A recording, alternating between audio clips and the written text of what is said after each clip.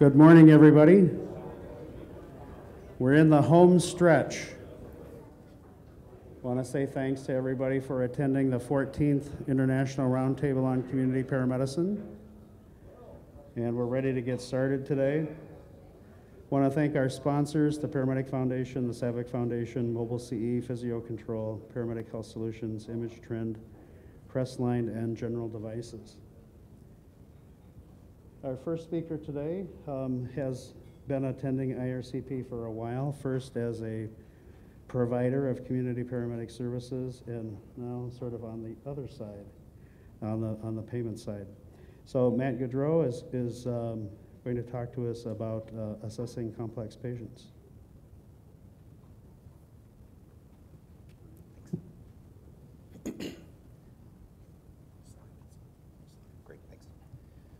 All right, well, good morning, everyone. It's always impressive to see everyone so awake on the third day of a conference in Vegas, so kudos to all of you. I had a hard time getting up this morning, I'm not gonna lie. So community paramedicine is something that's very near and dear to me. I got involved with it about 5 years ago and constructed a program in a relatively large ambulance service in Boston, Massachusetts. And this was something that we wanted to branch into to see what it was all about. So we kind of tested the waters a little bit. We were lucky enough to be a subsidiary at the time of Medivy Inc. from Canada, and they had some experience in this area and actually brought it down and helped us get things up and running. And we constructed this program. And I remember sitting around with our medical director and just saying, okay, well, what do we think we could do? Because we didn't really know, and we weren't really as advanced in the process as we are now. And so we jumped in and said, well, let's just kind of put some things up on the board. And we put all these things up on the board that we thought we could do as a community paramedic, not really knowing, but saying, let's just look at this. And then we went out to try and find someone to do it with. And anyone that's had this pleasure of trying to find a partner to do community paramedicine with knows how challenging that can be.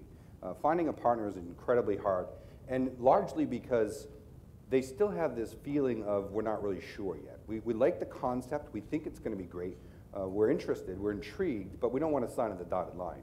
And at the time, when I worked for East Care, we were lucky enough to come across a company called Commonwealth Care Alliance. And so I'm going to start telling you a little bit about Commonwealth Care Alliance because I think it's important to understand, one, who was our partner and how we got them as a partner. And second, they're my boss now, so I like to make sure I plug them good and tight. So Commonwealth Care Alliance is an extremely unique organization.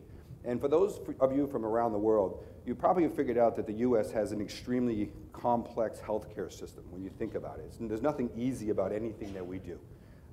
Each area of this country does something totally different. And so within this system that's very complex to begin with, we add in a thought process that is unique within that system. And that Commonwealth Care Alliance is what's called a dual eligible program.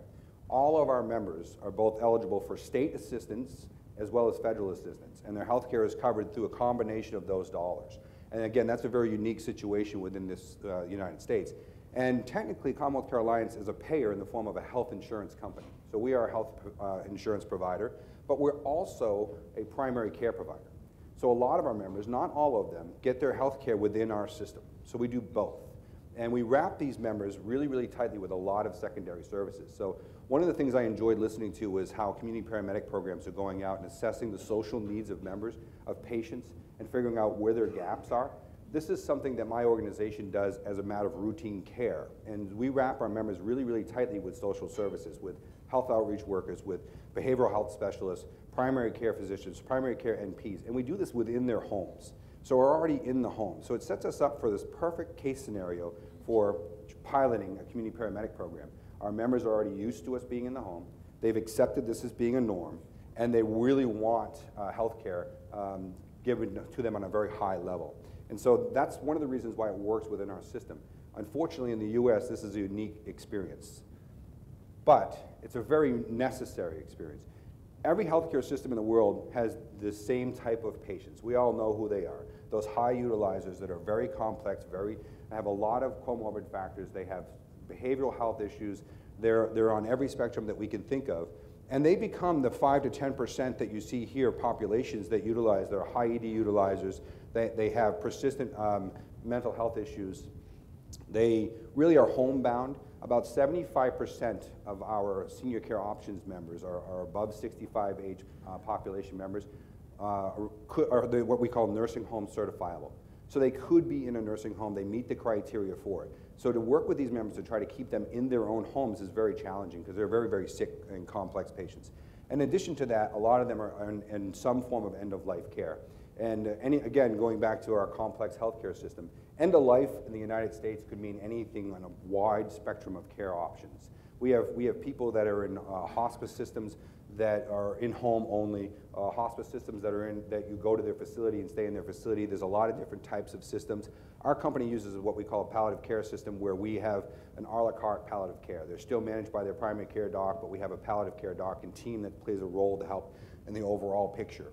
And so these complex patients, you know, this dynamic of patients is really the high utilizers of any healthcare system around the world. We just have identified them and put them within a cohort and then assigned them to a company such as ours. In the state of Massachusetts, there were 3 pilot programs that were doing this. We're actually down to 2 now. We service the needs of about 25,000 members across the state. But when we built our pilot program back 3 years ago, we constructed it 4 years ago, we decided to keep it to a small geographic area just around the greater Boston area, figuring that we would run a pilot, we'd figure out what was going on, make the tweaks that we needed to make, and then try to go statewide to cover the needs of all of our members. Unfortunately, the state of Massachusetts you know, is still working through the regulatory and legislative component to this to try and make that happen, and we've been held to our pilot study that we designed 4 years ago with very little wiggle room, and we're still providing the exact same pilot study that we did in the initial phases of it. So it's somewhat of a restrictive scenario for us. But so when we looked at, Commonwealth Care Alliance looked at, well, how are we going to help provide these members in care in the home? They identified a gap in their care structure. They have nurses, they have behavioral health specialists, health workers, all these people going into the home during the day, 7 days a week, primarily Monday through Friday. But 7 days a week, we have people that can go into the home, healthcare providers that can provide care in the home. But we didn't have anybody in the evening. Now, there became our gap analysis study. And they identified right away, well, if we could take the paramedics and have the paramedic go out to the urgent care need patients in the evening, we could probably keep some of them out of the hospital. And that's what was identified. The good thing about a program such as this is that Commonwealth Care Alliance patients are used to calling their primary care providers to get help. So they don't necessarily seek out the emergency room. Yesterday, somebody brought up the concept of ACEs score for trauma patients. All of our members have very high ACEs scores. They all had early childhood, not all, but a large percentage of them had early childhood trauma or adult trauma. And patients that have that type of trauma, they're very distrusting of the healthcare system. So once you establish trust in the form of primary care or a system such as ours, and they'll reach out to that system, but they won't necessarily go to the emergency room. And those are the people that we're really working with. So why does it work? I think all community paramedicine is unique. I mean, the concept of one program, you see one program is valid, but at the same time, we all built on the same core fundamentals of what we do. For us, embedding it in the primary care system was critical. We actually got a special project waiver with the state of Massachusetts that allows us to use primary care docs for medical direction. Now, we have a state law that says only emergency room physicians can give medical control. So we had to work with them to go around that. We get our medical control for this program direct from the primary care docs. We gave them the best tools that we could give them. Somebody asked about an iStat yesterday. We do use an iStat. We only can do the Chem 8 panel because it's the only one that's CLIA waived, but we do bedside testing. We also gave them an ultrasound for starting IVs because a lot of these members have really difficult IV access. Not surprisingly to me, it doesn't get used very often because our medics are really good at getting IVs in. We did a typical comprehensive training program, about 320 hours, combination of lecture, riding with the NPs, going into the home during the day with the NPs when they're doing their primary care visits, and then as well as a really extensive simulation training. And then every single run that we do, still to this day, 3 years later, we QA every one of them from multiple levels. We look at them from the level of a paramedic, we look at them from the level of the primary care provider, and then we do a follow-up with each member to ask them how they feel about the experience. So we're doing a pretty robust quality assurance program. And these are our results. 95% of our members agree that this visit was as good or better than an emergency room visit. 85% reported to us that it averted them an emergency room visit. And I think that's the number that I hold hard to. It's really difficult to show savings in community paramedicine. I bet a lot of you have been trying to do this. The data is hard to do. And when you're doing comparative data, it's extremely hard to do to compare apples to apples in a complex patient history. But when a member says, I would have gone to the emergency room if you didn't send a paramedic out, I think we can trust that. And that's what our members are telling us right now. 93% of them reported that it enabled them to see a provider sooner. They know if they go to the emergency room, they're going to sit there for a couple hours because they're not quite sick enough to get in quickly, but they're sick enough that they need help. So that was good. And you know, I loved it yesterday when we kept talking about triple aim. I did that for the first year that I was out there with this program. I triple aimed this thing to death. But we actually have documentation at this point to show that we've hit all 3 triple aims. So to date, we have 1,750 individual encounters. That's over 3 years. Our 3-year anniversary is next week. Really excited about that. That we'll probably hit 1,800 visits in 3 years. And the first year was a little slow, and then we leveled off, and we're doing a pretty consistent volume since then. So Gary mentioned earlier that I transitioned from eCare to Commonwealth Care Alliance, where I run this program in-house now, as well as other programs.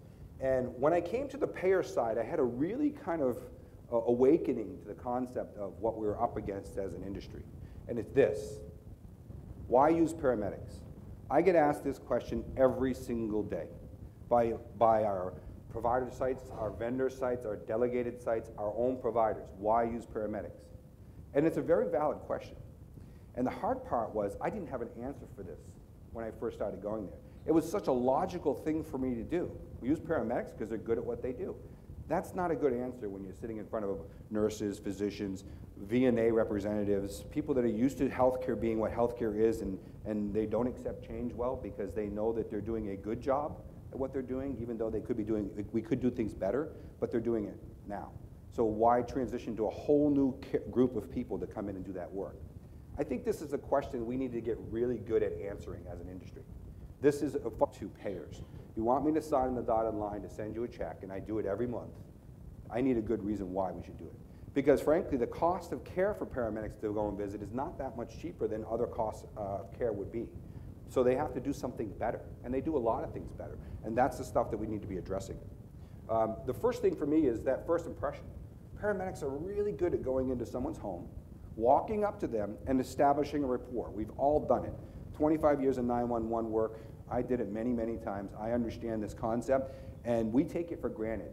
But we should be preaching it. This is one of our strongest strengths. We can go into an unknown environment, and we can say hi to a member, and we can establish a rapport very, very quickly. When we couple them with new technologies, as we talked about yesterday, they really bring to the table a very strong capability. Our program gives them access to our EMR. All of our paramedics, the paramedics are vendors, they work for a private company, but they actually document within CCA's EMR. So we use ECW, and they actually will go in there. We created for our providers the ability to create what's called an alert note within ECW. And the alert note tells all those little components to that individual member's care that make it special. If the member presents with these symptoms, it's a UTI.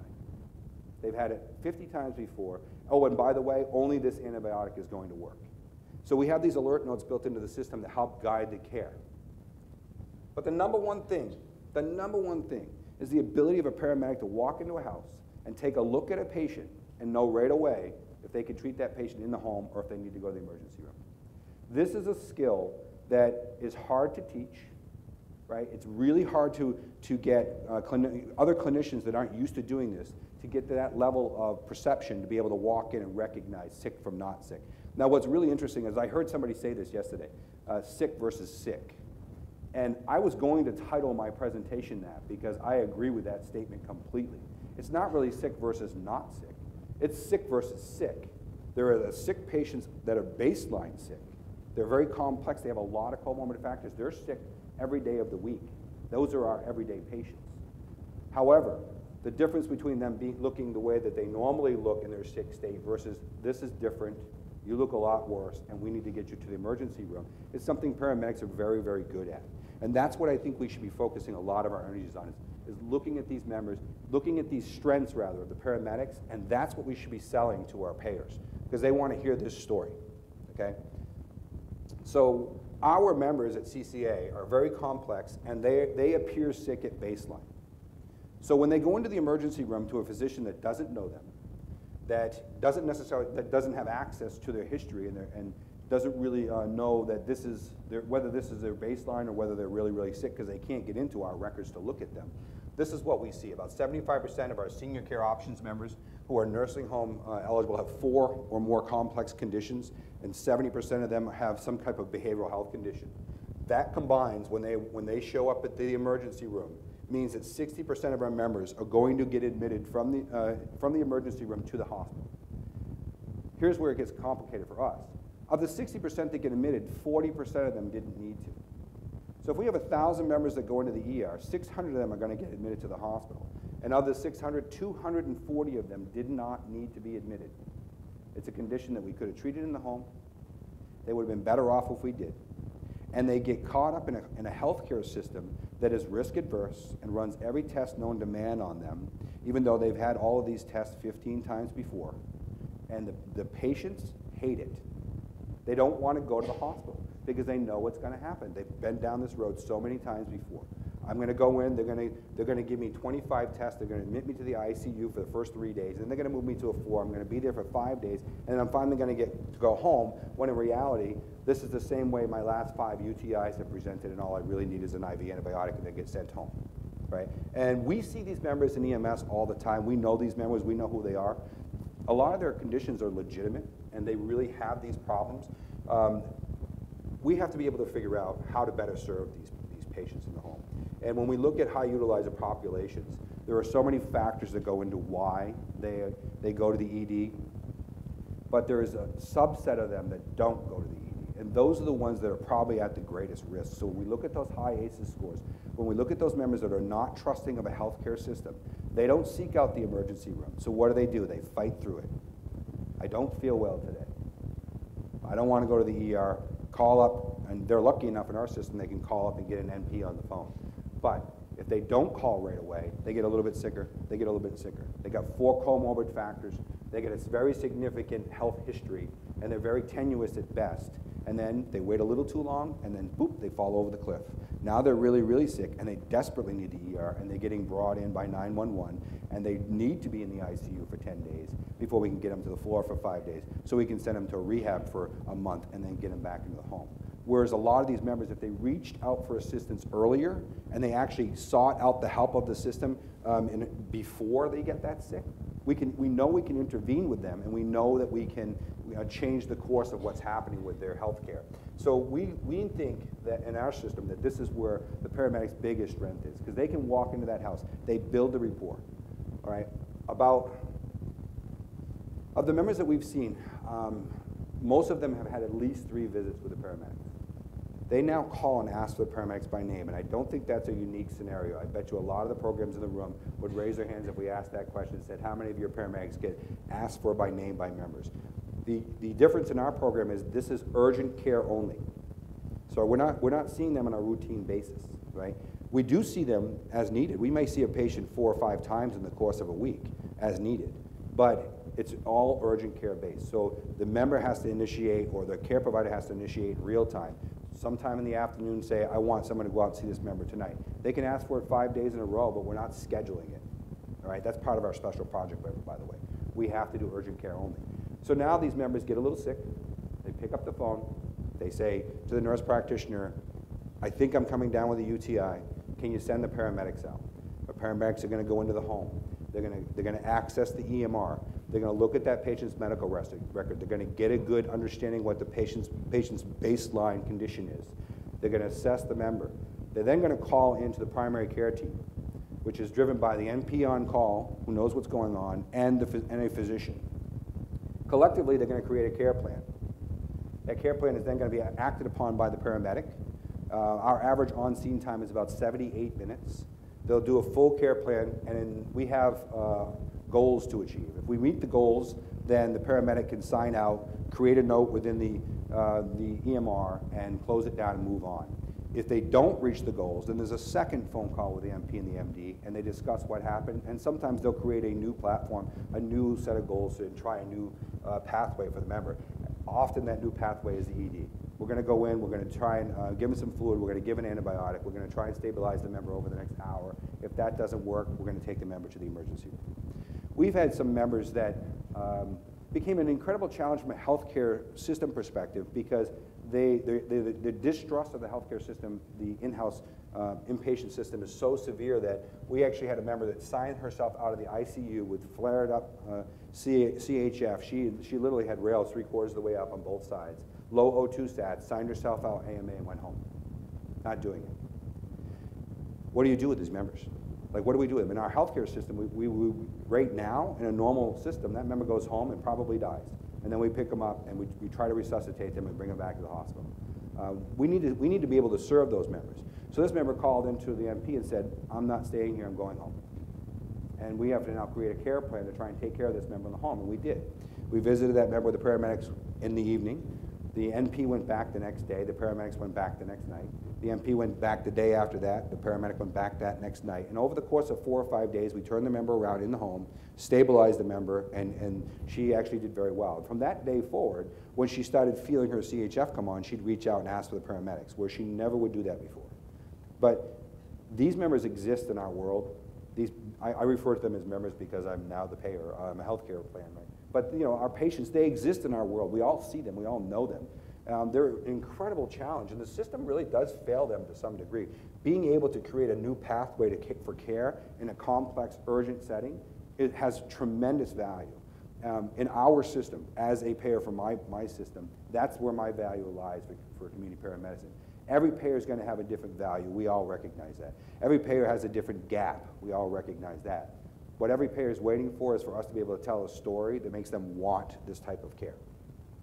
Match it up, and it's probable that you can do it. So I really think that what we see for our members is this. If by embedding it in primary care and having the primary care doc be the one who's giving medical control. Now, just to be clear, it may not be the patient's primary care doc. Our system, I think, at this point has about 12 primary care docs through the whole system. And they take turns taking call. So it's going to be a different doc on every night. But they all have access to the ECW. They all have a trust in the MPs. The MPs on call are much more localized, and they know almost all of their members. They certainly know the high acuity ones that call all the time very, very well. But the primary care team, as we refer to it, may not actually be that member's direct team, but rather the on-call team. But they get enough information to be able to make these decisions. So the primary care doc plays a really fundamental role in this. That patient assessment skill by the paramedic, being able to walk in there, look at that member and say, ooh, you look really bad, and we're not going to mess around with this. Our paramedics were taught on day one that this is not an ER diversion program. That is not what our community paramedic program is. And I had to break it from them because we hear all the time about how community paramedicine is going to be an ER diversion program. No. It's about providing the right care at the right time, the right location. Right? One of the things I love about coming to this conference is we hear themes throughout the presentations. In February, when we're in England, we heard if you've seen one program, you've seen one program thing. And the other thing we heard a lot of was, we need data, we need to prove this stuff. What I've heard a couple of times here is right care, right location, right time, and that's exactly what my program is doing. We don't want to keep all these members at home. Most of them, a lot of them rather, shouldn't be at home. So let's get them to the ER where it's a better place to be. So giving them access to the EMR, when we combine all those things together, we get really excellent outcomes. You can see here, 92% of our patients are cared for successfully in the home. So 8% of them, the medics walk in, either tried to initiate care and it didn't achieve the goal that we wanted, or just said, no, this member's too sick. The paramedics were taught, if the member's sick, needs to go to the emergency room, you take off your community paramedic hat, you put on your paramedic hat, and you activate 911. Simple as that. And that's what they do. There's no phone call to anybody, there's no decision tree outside of their own judgment. You call 911, which is, by the way, a byproduct of our waiver. Our ambulance company can't transport, so we call 911, and they start working on them as a 911 paramedic, understanding order protocol.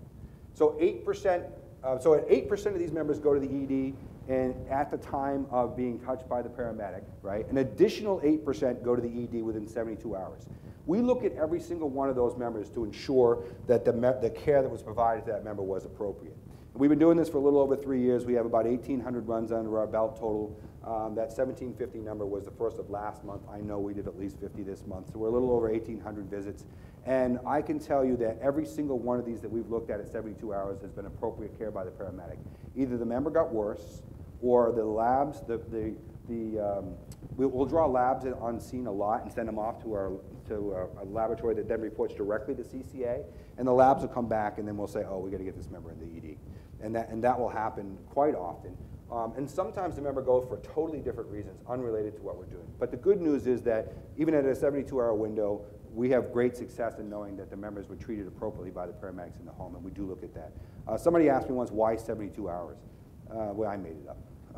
You know, the reality is that a lot of ERs look at their physician's care. A physician touches a patient and the patient is discharged from the ER. They follow that patient for 72 hours. If the member comes back, if the patient comes back to the ER within 72 hours, they review what the physician's initial care was to make sure it was done right. So we just built off of that. Why reinvent the wheel? The ED docs are doing it. We did the same thing. That's where it came from. And as I mentioned earlier, 85% of them reported that this visit saved them a trip to the emergency room. I can't say that enough. That's the kind of information that payers want to hear, because it's coming direct from the members, right? I guess my closing point on this is, as we go out there and we start talking about these programs with payers, we're trying to get people to come to the table. Hitting the right notes is what we need to do. And I learned that they want to know why paramedics. That's the question you need to be prepared to answer. Why paramedics? If you can make a case for why the paramedic is the best option to go for, they'll sign on the dotted line. This is a little slide I created a while ago because I think this really sums up what we do, right? We meet members' needs and we manage expectations. That's critically important, especially for our members with behavioral health needs. Right? Right care, right time, right location. And that's the fundamental of our entire program. We are not an ER diversion program. We're going to provide the right care where we need to be. But at the end of the day, it needs to be fiscally responsible. You know, if I can send a patient to an urgent care facility for less money than I can send a paramedic in the home, I need to send them to the urgent care facility. So we have to manage the costs. We have to know what the real dollars are to send a medic into the home. And we need to be prepared to say that, because a lot of these big health plan systems have worked out contracts with companies to send them to their urgent cares for cheap money. So we got to come in below that, or we have to have another reason why it's better, right? Taking grandma out of the house at 8 o'clock at night to an urgent care facility in the middle of the winter, not the best thing to do for grandma, right? Then we can make a case for why we should send paramedics. Thanks.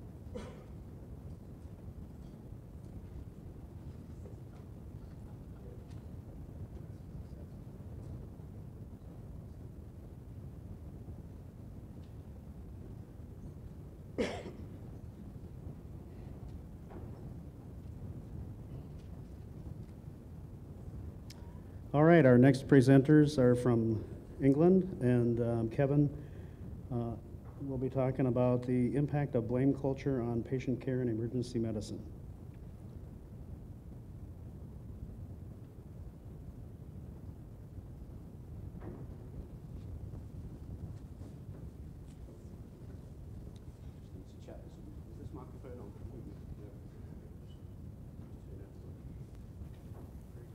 Thank you very much. Good morning, everyone. As Gary has said, my name's Kevin Armstrong. I'm the program lead for undergraduate paramedic education at Edgell University in the UK. Firstly, I'd like to thank Gary and also IRCP for the opportunity to present here, because we think it's really important for the international collaboration. I'm going to speak shortly, and then my colleague Phil Crompton, who's the head of allied health professions, will be talking around a couple of slides as well. Although in the actual handout and the schedule, the name of this research refers to emergency medicine, there has been a change to the title in this. We're going through we're looking at publicising this through the International Journal of Emergency Services. So the title is actually The Impact of Blame Culture on Paramedic Practice. And it's a qualitative study exploring English and Finnish paramedic perceptions. I'm just going to hand over to my colleague. Good morning, everybody, and thanks. And just to echo Kevin's thanks there, we're really honoured to be here to speak to so many colleagues and from across the world, really. And I think it's what my part in this really is looking in terms of looking at how we devise our programs to look at the paramedic of the future. So not just the paramedic of present, very similar to what the Australian model, if you've seen, in terms of how do we prepare a paramedic at a registratory point to be ready to move on to this community paramedicine. And I think one of the other key things that is important from a UK perspective is that we tend not to use the term pre-hospital anymore. We tend to use out-of-hospital care, as that really gives an impression of that perhaps you're not going to the ED department, that we can treat you on scene or refer you to another appropriate service. Just to give you a bit of a background, and I don't know what you know about the UK system in terms of paramedicine, but it's quite unique really in terms of that we are where Australia are going at the moment in terms of regulated by the Health and Care Professions Council, UK. Part of that is that paramedics sit along 16 other allied health professions, that this regulatory body governs the standards of education and training and the standards of proficiency. So not every programme in higher education is exactly the same, but they all meet the same core standards at the end of that. So our degree, as Kevin's going to tell you after, will be different from a degree that is delivered 5 miles down the road at Liverpool, for example, but they all meet the same registratory requirements for that paramedic to become registered and practice as a paramedic anywhere in the UK. So quite unique, really. I think we share that with South Africa and obviously Australia as well, who are going through that at the moment.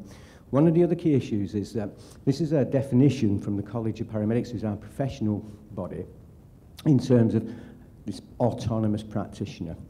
And I think that's where we aim to be, as an autonomous practitioner. But there are, bearing in mind what I want you to consider is that even though we're autonomous, we are still governed by some local clinical governance and protocols and procedures. So it may be very much different where we come from in Manchester than it is in the southwest of England. There will be some anomalies there.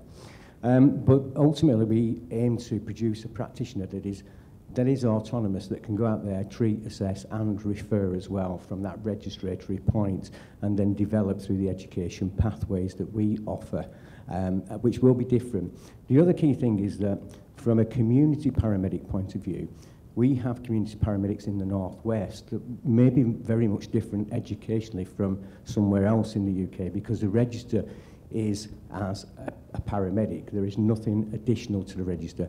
If you look at nursing, for example, in the UK, you will have the Nursing and Midwifery Council, who look after nurses and midwives, and there will be parts on that register that give those the specialities. So as they move through their career, they may become a specialist practitioner, etc. But with paramedicine, there isn't.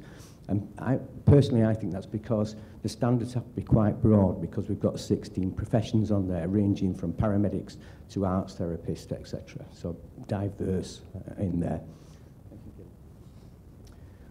So Edgell University, we started delivering paramedic programs in 2009.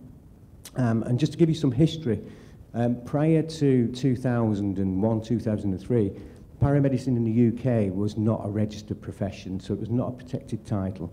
It was an in-house vocational program that was run by the NHS, short, sharp, and concentrated very much on, I think, what we've talked about a lot this week, on the acute trauma, acute medical, which really reflects probably 10% of the paramedic's role presently, through, both here, Australia, and the UK. So with registration came the need to actually educate paramedics to a level where they could actually assess, diagnose, treat, refer, etc., and have that underpinning knowledge. Now, it's important to know that at the moment there is a consultation going through with the Health and Care Professions Council about what the entry to the register a paramedic should be at. Yeah. Because at the moment we still have different programs that we've got quite a lot, the majority are HEI-based higher education, that can be diploma, foundation degree, or a full-blown degree, but we've still got some that can be a 12-week course with some bolt-ons and some practice to get them on that register. So there's a consultation going on at the moment, which is around what should the level be. Obviously, we will be putting in it should be a BSc, because these practitioners are autonomous, and the responsibility and accountability that they're going to have. So the results of that should come out early next year, we would imagine, because that closed in December. So hopefully then we'll have a baseline for that registration. But these are some of the things that we deliver at Edge Hill.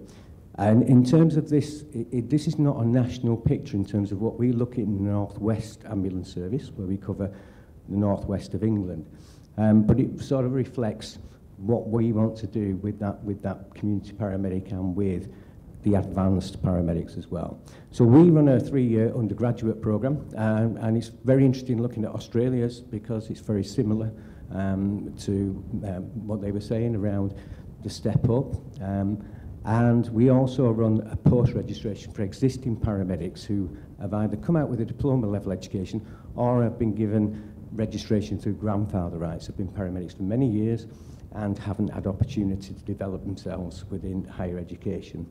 So we normally start off with the baseline paramedic who will come through straight from the street, 3 years, do a 3-year undergraduate degree, which will comprise of 50% theory, 50% practice throughout that 3 years. Post-registration will be a part-time route for existing paramedics who either want to top up from a diploma or top up from their grandfather rights, and that will be a part-time route, 2 to 2.5 years, which gets them up to what we call level 6 in higher education or degree level. And the majority of those will be at a senior paramedic role. So the ambulance service in the North West has invested quite a considerable amount of money in saying, well, if we want a senior paramedic who's going to be senior and looks after a team of paramedics and has more accountability, then we need to educate them to a degree level, and they've actually funded that for them. Then we have postgraduate as PG, postgraduate certificates and postgraduate diplomas, and we've piloted one of these for what we call the community paramedic within the North West. And the community paramedics are based within a community and will look after that community in terms of public health assessments and referrals, etc. And then we have the MSc, which is our advanced practitioner, which will be what we call in the North West the advanced paramedics. So we have several tiers of paramedics who will be responsible for a team of senior paramedics and oversee clinical aspects of the role and be there for advice as well for the lower tiers. And we do have at the moment around about 4 paramedics from the North West undertaking a PhD. So that gives you sort of an overview of where we're at and where we're moving to. But I think our focus, being a paramedic and being in the ambulance service for 30 years, paramedic for 25, my focus is actually progressing the profession to where we need it to be, and a lot of that is around the out-of-hospital care, and obviously, a big theme here is about why are we taking patients to the ED that actually it's not the right place for them to be, it's not right for the patient, and it's not right for the ED department too. So I'll hand you back over to Kevin, because I think the presentation that Kevin's going to give around fear of litigation as we move to this community paramedicine more might become more predominant in terms of what we're seeing at the moment within the UK. Thank you. Okay, thanks, Phil. To give you a bit of a breakdown on the BSc Honours undergraduate programme that we offer, what you'll tend to see in the structure of the first, second and third year is very similar to what we've seen through this week in regards to community paramedic education. There's a lot of similarities.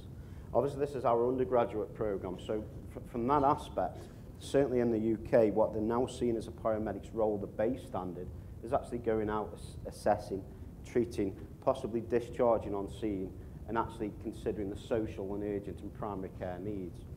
So the first 2 years are quite fundamental in regards to the standard across the board for paramedic undergraduate education. And as Phil said, very similar to the Australian model. But also in year 3, what you'll notice, we've got modules in there that cover paramedic practice and primary and urgent care that kind of covers the community paramedic aspects. So that will include things like X-ray interpretation, wound closure, a greater range of medicine administration, but also things like blood analysis and the extra aspects that we would expect clinicians to be able to actually perform coming out with an undergraduate degree.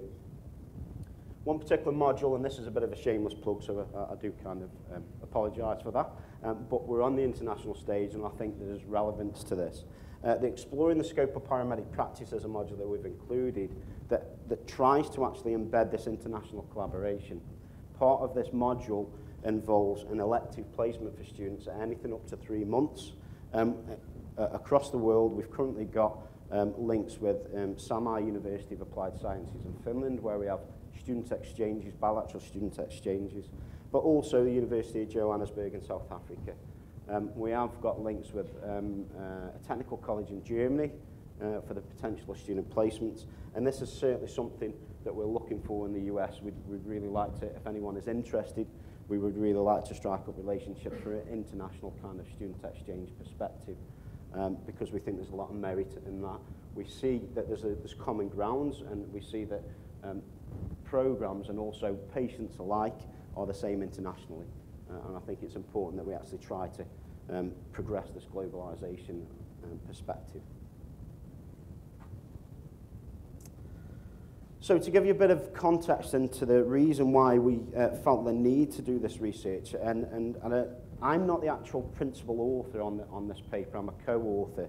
The actual idea came from my colleague Andrew Kirk, and I'll give you a bit of background on my colleague in a minute when I move on in the slides. But in the UK currently, and that's of October this year, there's 25,000, roughly 25,000, what the class is registered paramedics with the Health and Care Professions Council. But according to some recent kind of research done by the unions that support paramedic profession in the UK, more than 1,500 paramedics have actually left the service between April 14 and March 15, compared to just 850 odd, 845 between 2010 and 2011. And unfortunately, 75% of the paramedic workforce have been considering leaving in the UK. Out of that, 8 out of 10 paramedics are actually feeling really stressed because of the workload and the demands of NHS paramedic work. This is kind of some of the investigating reasons we wanted to explore and actually kind of find out what were the main reasons. Now, as Phil said, within our department we are all paramedics, and we all still maintain some element of clinical practice. Anecdotally, that we're aware when we're in clinical practice that lots of paramedics will actually tell us that they feel that they make decisions based on the fear of a complaint or the fear of blame. They may take patients to ED or the emergency department because it's easier for them to do that rather than to leave the patient at home and actually have this fear over their head that they may have a complaint come in from either the patient, the relatives, or indeed the management structures of the ambulance service. So we thought there was quite a lot of merit in regards to that, and certainly Andrew, on his visits when he went to Finland, came across Finnish paramedics that didn't seem to have this same type of mindset, and it was quite interesting to see, well, how can we be like this in the UK, and why is it in Finland that paramedics don't seem to have this fear? And that was some of the investigating reason behind actually doing the research. So as I said, the main author for this and the idea for this came from Andrew Kirk, who's the Associate Head of Allied Health Professions at Edinburgh University. Other collaborators on this is Nina Nurka, who's a Principal Lecturer at Sami University of Applied Sciences, who specialises in research and statistics. So Nina was pivotal in supporting us finding evidence from Finland in regards to support of this research. And we also had support from Annette Jinks, who's an Emeritus Professor of Nursing in the UK with a vast experience in research to support us.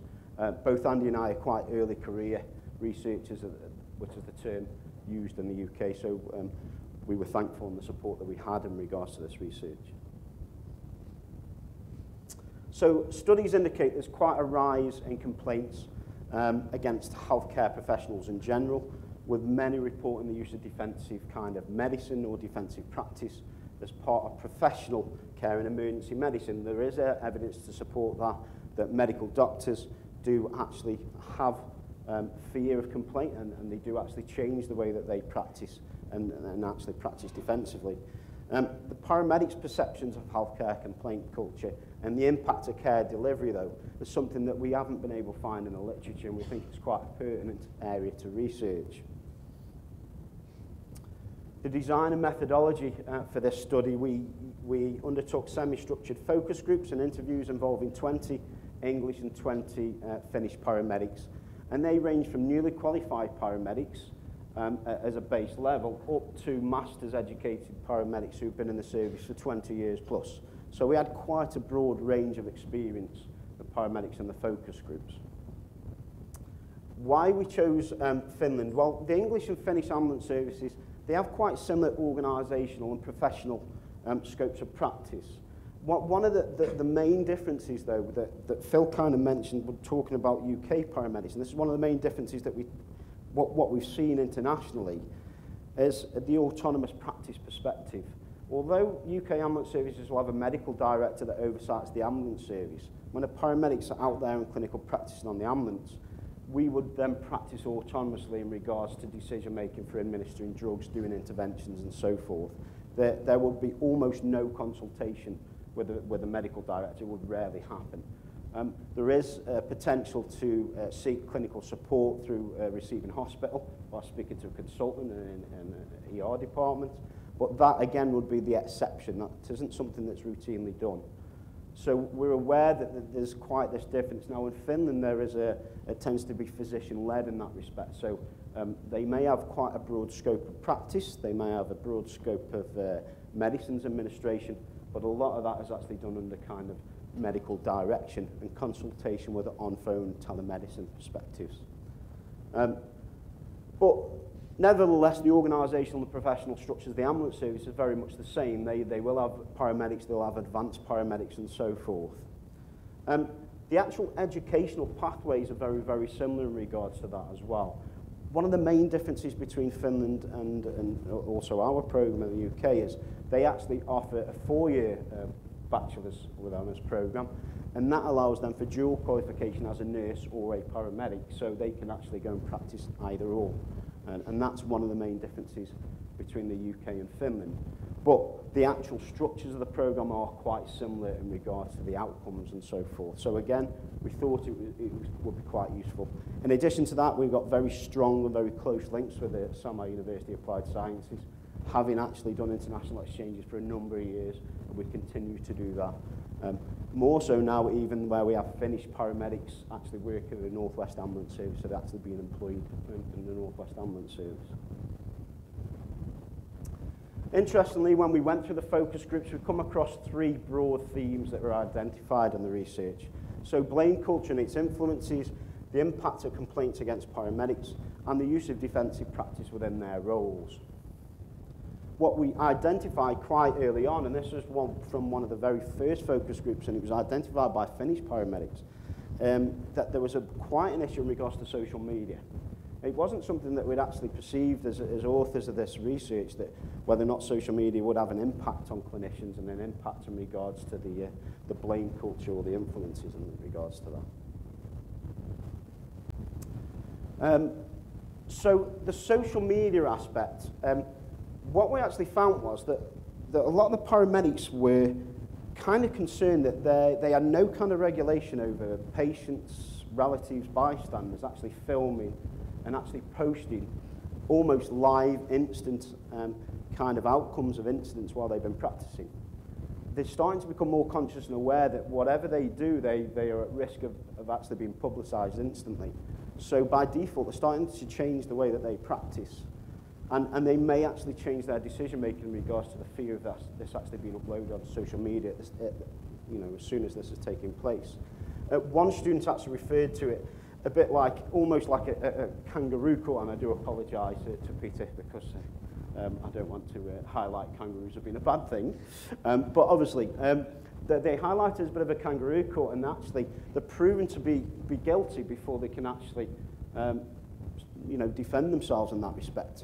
And since we've actually written this research, there's been an example that I want to use. Now, I still practice in the NHS ambulance service, and speaking to colleagues and being aware of what clinical practice is like for them on a daily basis, I came across a paramedic talking about an incident that they were involved in, and this involved them. They were driving an ambulance, normal conditions, not on an emergency call, and were involved in a minor road traffic collision with a member of the public. Claimants, so the member of the public in the vehicle, had actually made an allegation that the ambulance had jumped a red light and therefore caused the accident. This was posted instantly on the social media website, which quickly then led to lots of members of the public suddenly start to actually make comments in regards to the ambulance service, in regards to maybe their driving, or even started to link into clinical incidents that paramedics had been involved in. Thankfully, pretty much all UK NHS ambulances now have 24/7 CCTV rolling in the vehicle, so they can access the footage if need be in defending crews and also seeing it from a safety perspective. And it was found that, thankfully, that the crew weren't at fault, but the public had perceived that the crew were at fault instantly. And the impact that that had on the paramedics and had on the actual service, it was quite damaging for quite a number of weeks in regards to that, and if not months. Because what started as quite a minor thing, that the claimant was asking for witnesses to come forward, led to kind of a barrage of open-aired comments on social media, with no way of the paramedics actually supporting themselves.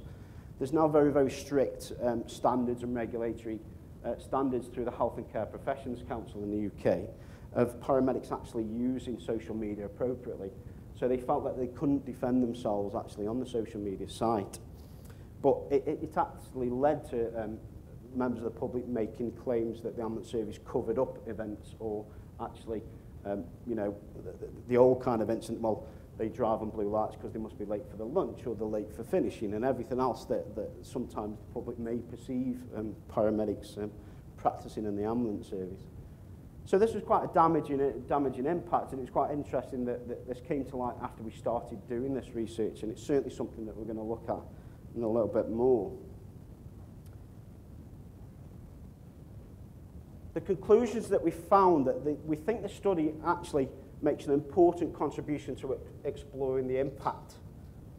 The factors that impact on paramedics' lives and their practice, certainly within 2 European countries. It would be really interesting to expand that and look at other countries like the US, Australia, Canada and so forth, to see if this is quite an inherent fear, and to see how much of an impact social media, certainly the social media aspect, may have on paramedics as we move forward.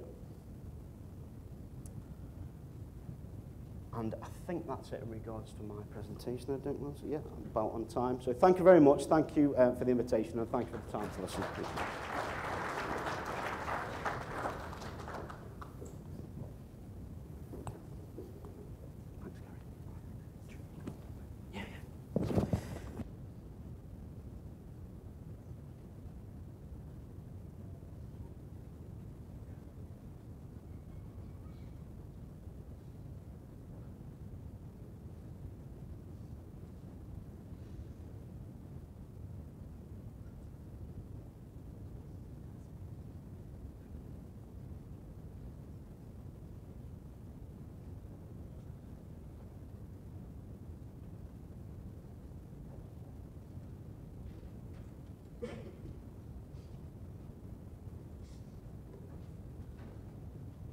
Thank you, gentlemen.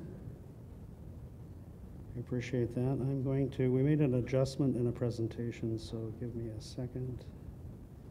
Just going to make sure we link to the correct presentation.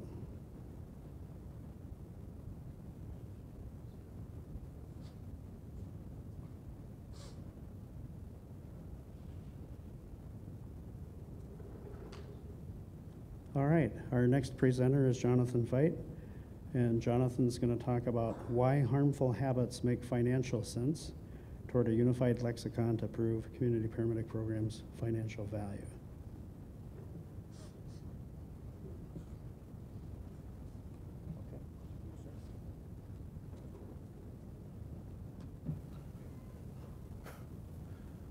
Good morning. Whoa, that's nice and effective. Good morning. My name is Jonathan Veit, co-founder and chief executive of Beyond Lucid Technologies, an EPCR and pre-hospital HIE company. And essentially what I'm going to talk to you about today, what this long, wordy title essentially says, is I'm going to talk to you about words and numbers, essentially the ways by which we describe the programs that we are undertaking, and try to make sense of their value. Now I'm going to start by giving credit where it's due. So some of you may know Jonathan Washkow, certainly been a force in the discussion of community paramedicine based out of New York City. And this Venn diagram essentially is his description of what makes for a successful program. Safety of the patient and the provider, the satisfaction of both, ideally, and the financial stability of the program. Now, I'm not a clinician. I'm a technologist and an MBA, so I can speak with only limited authority on 2 out of the 3, but I can talk about finance and economics, and so that's what I'm going to focus on today. And speaking of finance, I have noticed, and I'm sure some of you have as well, that we've made some progress in this discussion over the last couple years. My first IRCP conference was back in Reno, so it has been a number of years. And although we have made some progress in discussing how to pay for, support, justify community paramedicine programs globally, we are nevertheless asking some of the same questions. And so in comes this little guy, and his job is to be the biggest geek in the room. Now, admittedly, he's a little bit biased towards data because it's what he deals with all day long. But really, his goal is to try to ask the community that's participating in these programs to ask some hard questions. Break stuff, if you will, shout a little bit. Be subtle like a sledgehammer, as we say, and really challenge every assumption. What is it that's keeping programs from advancing, from scaling? Why is it that so many folks are talking about the complications, the complexity of their own programs? What if we asked, what if we started asking more universally as a community, things like, do community paramedicine programs really save money? Financially speaking, do they stand on their own 2 feet? And if so, or if not, what do we do in order to strengthen that orientation? Before digging into all the details on that, I'd like to talk to you a little bit about the source of the passion. I often get asked how I got into this completely straightforward and never confusing business.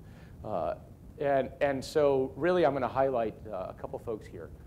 Lucia and Israel Fight, my grandparents, whose building I actually stayed in last night, and who are in their mid-90s, who are really poster children, so to speak, or poster grandparents, maybe more appropriately, for the types of programs that are being discussed in so many different flavors here. You can get a sense of, for better or worse, my family's health history reads kind of like Grey's Anatomy. So just in the last couple years, we're dealing with lots of conditions that really could benefit from somebody checking up on them pretty frequently and making sure that everything is copacetic. At the same time, some of you may have had the pleasure of knowing Bruce Graham, my friend, colleague, mentor.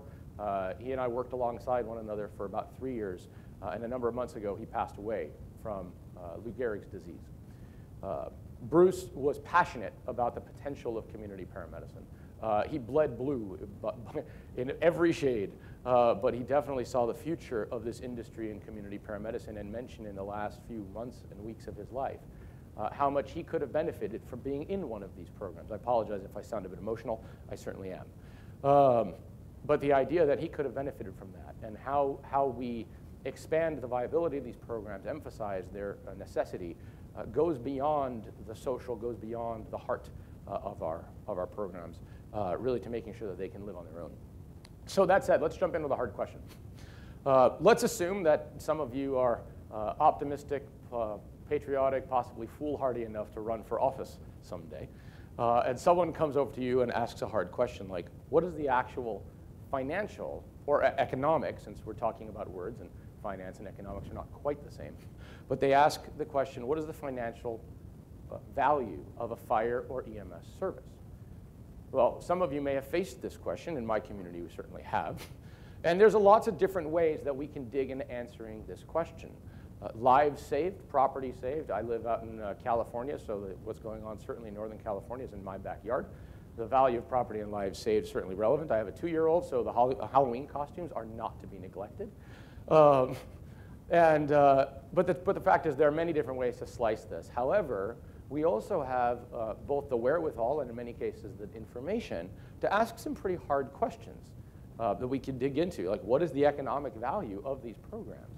Are the lives saved over their time worth the cost of saving them, economically speaking? Not socially, that's a whole different conversation. But in terms of what the people and the property that you save give back to their communities, can we answer that question? And the answer is almost resoundingly yes. There are some interesting discussions starting to happen now around things like crime. And does having more public safety make crime better or worse? Certainly beyond the scope of the conversation here, but relevant in terms of building out an economic model. And what I would put to you is, can we do the same thing with community paramedicine? Can we ask ourselves the hard self-referential question, is the value of the care being provided greater than the cost of providing it? And a lot of what the conversations that I've been hearing over the last couple days suggests is this is hard to answer. And in some cases, it's been answered positively. In some cases, it's been answered negatively. But in either case, we should be able to answer this question based on, again, my bias is towards data, given what I do all day. But there's a lot of discussion. It's really pretty exciting to someone in that business to hear a lot of people say, we need information. It's not just based on, again, what our heart says. And the reason for that is because these questions are complicated. Matt Zavadsky, who I'm sure many of you know or follow his work, Dan Swayze, who presented yesterday, and certainly many others, including everyone in this room who's gotten up here and presented, has really dug deeply into the questions of the system costs, saving costs and sustainability and so on. But as we increasingly look for financial stability, as we increasingly look to others to pay for these programs, it does beg the question of what do the data show? Because again, in our heart's heart, we have a sense that, of course, we're saving lives. I mean, all the compelling images that we saw on the screen of people who've been saved, the one certainly moving yesterday of the child who was stuck behind an air conditioner, right, and got pulled out because someone went and checked on their house. I mean, that's a remarkable anecdote, and there's another one I'll reference in a few minutes. From Alameda County in California. But nevertheless, we should also ask ourselves, lest we are heart-driven, like one might be to run for politics, from a head perspective, from a data perspective, what do we actually see? It starts with a hypothesis, and I think this is probably something we can call universal in this room, which would be that somebody who smokes less, drinks less, does fewer drugs, and generally does less harm to themselves over time, imposes less of a burden on the healthcare system. Show of hands, anyone who would agree with that statement? Okay, so pretty much I'm seeing nods and heads around the room. The question is, what do the data show? And it turns out the story, as you would expect, is a bit more complicated than that. I started digging into the literature to try to answer this question. And some of these statistics are still emerging, right? So many of the programs in this room are still producing the data that they're going to use to answer this question. But when you dig into the historical data, you find that, in fact, the answer is less intuitive than one might think. In fact, the costs when you look at one slice of harmful habits, as it were, one of the buzzwords that, I hope become a term of industry art that we got from the city of Dallas Fire Rescue Mobile Community Health Program. You'll see a bit more about that in a few minutes. The concept of harmful habits goes across a number of dimensions, one of which is tobacco intake, particularly when we start to look at patients with COPD and other chronic contributing risks. And among patients who stop smoking, who do what one would think is better for their health, often with the assistance of someone coming and visiting them and making sure that they haven't snuck a pack somewhere under their pillow, the costs go up. It actually makes a lot of sense when you think about the economics, because these folks are being encouraged to do better for their health. So in many cases, they may have been neglecting their health for years, which is how they got into this mess in the first place. And in the 30, 60, 90, 365 days after they quit smoking, their health care costs spike because these folks are now going to the doctor, right? They're being treated more and more effectively, and in many cases they've neglected, it's the word from the literature, their health up until this point. Well, if we are looking at community paramedicine programs efficiency over a 30-day readmission period, that may be sort of going into the belly of the beast and trying to show that you're lowering cost when you're in fact causing a spike to happen. Sort of speaks for itself. So how this affects what we pitch to our payers and to our communities and to our patients is really of the essence. And so the question is, have we and are we being honest with ourselves as a community, and do we have the information to justify the claims that we're making? Another one of those slices of harmful habits is alcohol intake. Right? Again, it's a good thing from a clinical perspective. It's a good thing from a social and patient care perspective to get people to stop drinking. But when you do that and you succeed at getting them to put down the bottle, get back on the wagon, and you effectively double the healthcare cost of that person, that may be a necessary evil from a clinical perspective, but it doesn't achieve the objective that you've sold. And so again, back to finance and economics and really the essence of business, right? You're selling a product and a program to someone who you want to pay for it. They come in with this idea that you're going to lower costs, and all of a sudden you've just crushed them with twice as much cost per person that you got to not be an alcoholic. And yeah, their liver is less cirrhotic, but it's also more expensive to take care of them. Another one of these dimensions, and this one comes from a number of the programs around, but it does lead to my favorite anecdote, which I want to make sure I touch on, is access to food, transportation, really the basics of life. We heard a number of people talk in the last couple days about folks using canned soup, for example, as their three squares a day, and all the downsides that come of that. Well, I want to make sure, going back to that exploded head from a couple slides ago, that we don't suggest all of this is negative. Right? In fact, some of the data, like the data cost reduction shown by giving people access to food, is very real and very compelling. The idea that there is a cost burden on the system placed by not giving you proper nutrition. As an example, and that comes across multiple dimensions. In Alameda County, California, just south of where I am, and one of the programs I'm honored to work with, my favorite anecdote comes from that. It's about a woman who was calling 911 several times a week, sometimes 6 or 7 times a week. And there are a couple users in the county that call up to 300 times a year.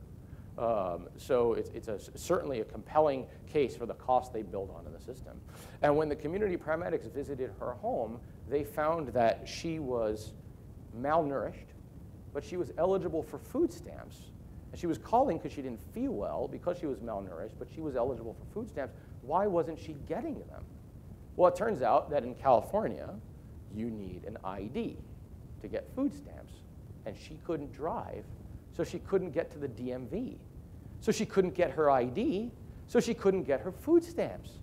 Sorry, I just got to chill. I adore that story, and I think it's just the most compelling story. Think about the cost burden that she was, not only to herself, to her family, to her community, to the EMS system, but they took her to get the ID. She got the food stamp. She ended up calling once in the following year. And it's for something completely unrelated to her nutrition. And all someone needed to do was ask the hard question, compelling case for this program. And then this is a big one, and it's one that I hope everyone, if you take nothing back from this presentation, from a social perspective, I hope we all start to ask the question of things like loneliness and what this sort of unmentionable, undiscussed dimension really bears on our system. Because the financial impact of loneliness is real. I just mentioned the mega users. In my own county, we've had some folks, in Contra Costa County, we've had some folks calling 911 for service up to 8 times a week, sometimes as soon as the crews leave their home. And it's not because they're sick per se, it's because they're scared. Again, I don't think I have to tell any of you this, you've all seen this and worse. But the idea that that is really something worth talking about in our communities, for sure. But I couldn't find a lot of data on this in this country. So I went back, I had to look to the BBC in Britain that found that the magnificent return on investment of $3 of system savings for every dollar spent on making sure someone has a friend. You're not even talking about care. You're talking about discussing, how was your day? And the idea that they know that there's somebody, they're not going to die alone. Again, I think about my friend Bruce and how important it was to have people visiting him in the last weeks of his life. So I think the role for community paramedicine is clear. That's really not going to be a question for anybody. But we're talking about the numbers. We're talking about the words. So we have to ask ourselves, does community paramedicine equate to lower cost? Similarly, there's been a discussion about the data that needs to be used to capture and how difficult so many people in this room have found it to justify the cost with information. They've been told they need a separate system. They've been told it doesn't tie into their electronic health records. They've been told that this is going to, there are all sorts of investments that have to be made to be able to pull out the data and justify. It's a myth. It's simply what it is. So the first question that I always have for people when they talk about the value of electronic health records, and I'm clearly going to make a little bit of a transition here, is if electronic health records are so great and everybody wants to talk about connecting with them or using them or whatever, why is it that clinicians are so angry with them? And that's a kind way of putting their experience. Show of hands in the room, how many of you have actually dug into Epic, Cerner, Meditech, McKesson, et cetera? And how would you rate them on a scale of 1 to 10 in terms of, I'm seeing a shaking head in the back, so I'm going to take that as a general sentiment. They don't generally get a lot of positive reviews in the user experience category. Nevertheless, there's this sort of propagated myth that we have to utilize hospital-side capable electronic health records to capture data in an out-of-hospital environment. I hesitate to call pre-hospital because more and more people are asking, aren't you talking about post-hospital? And now I'm starting to explain that post-hospital becomes pre-hospital, becomes post-hospital, becomes pre-hospital in so much of our experience, which is, of course, what community paramedicine really is all about. But this conversation about needing to redesign the box, the propagation of this myth is both expensive and complicated, when at the end of the day, to a large extent, I would argue that the box itself isn't really being used to the fullest extent that it can. So I'm going to evangelize a little bit for NEMSIS version 3. Some of you may have heard about this. That's coming in a couple slides, so gird yourselves. But the idea that there's really a ton of capability here that isn't being utilized is something worth thinking about. What on earth am I talking about? That's what this little picture is meant to convey. What on earth am I talking about? This idea that you could utilize the existing systems that you have as the basis for analyzing your programs when so much of what we hear is my EPCR system is insufficient. It didn't ask the questions. It didn't analyze the data in the proper way. And I would say, well, kind of. But what if we squeeze a little more blood out of those EPCR systems? What if we add something to it, sort of throw a jetpack on its back? Some of the data that you need that are captured in the EPCR certainly aren't immediately relevant to what you're doing in an in a non-acute setting, shall we say, in a non-clinical, making sure that this person has a friend type of setting. EPCR is not really great for that. But that's not to say that it couldn't be, which I'll show you.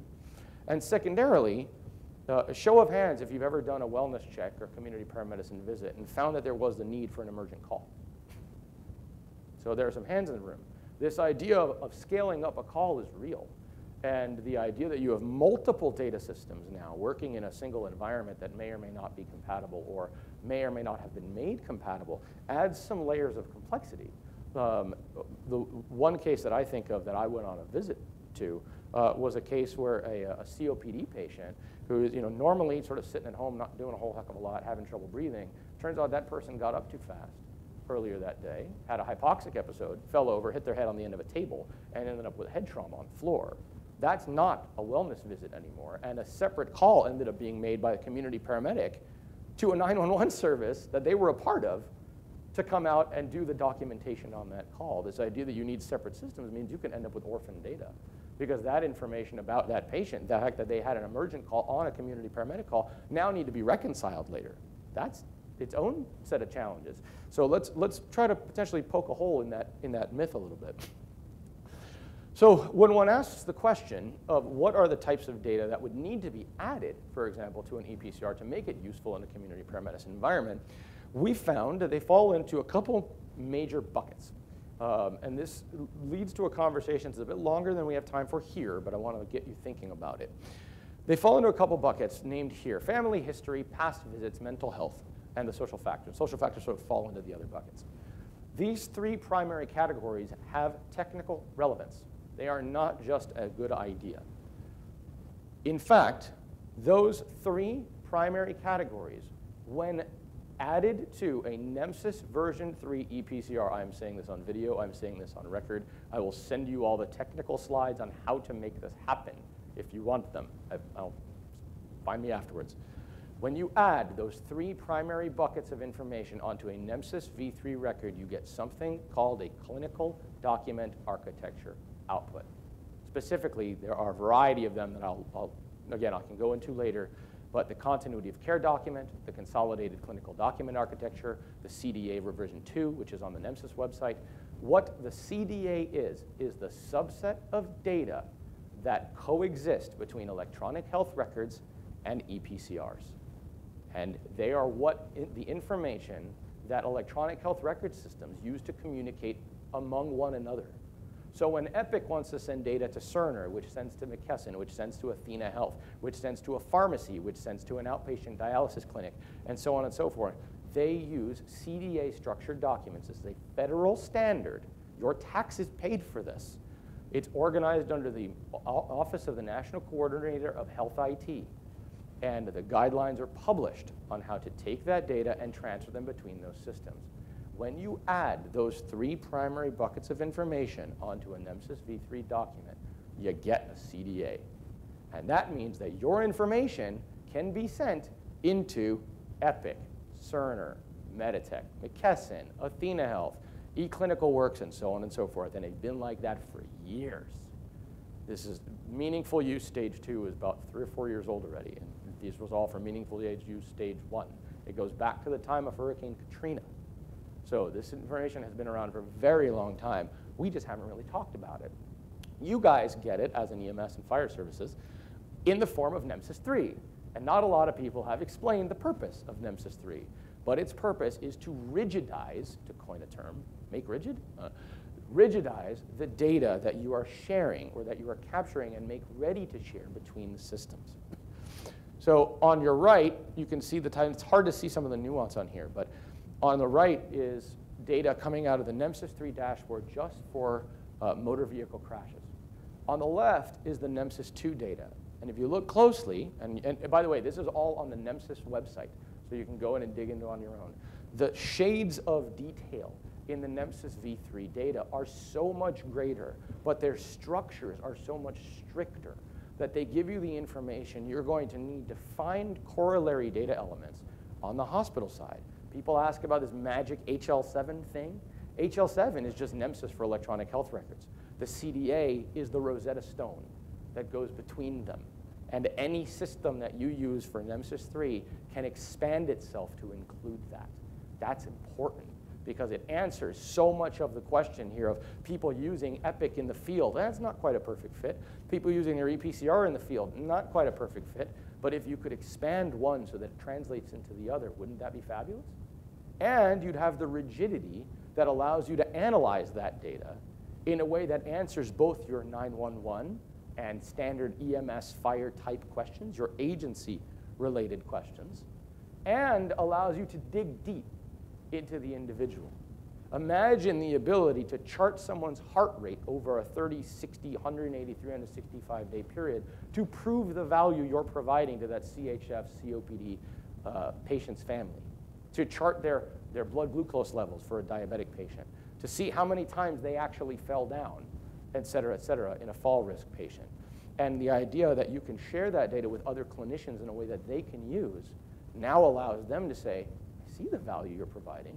I see how it matches onto my system. I'm not just seeing a PDF in my system with a run sheet that I may or may not be able to read. I can consume this data into my EHR and I can analyze it. And guess what?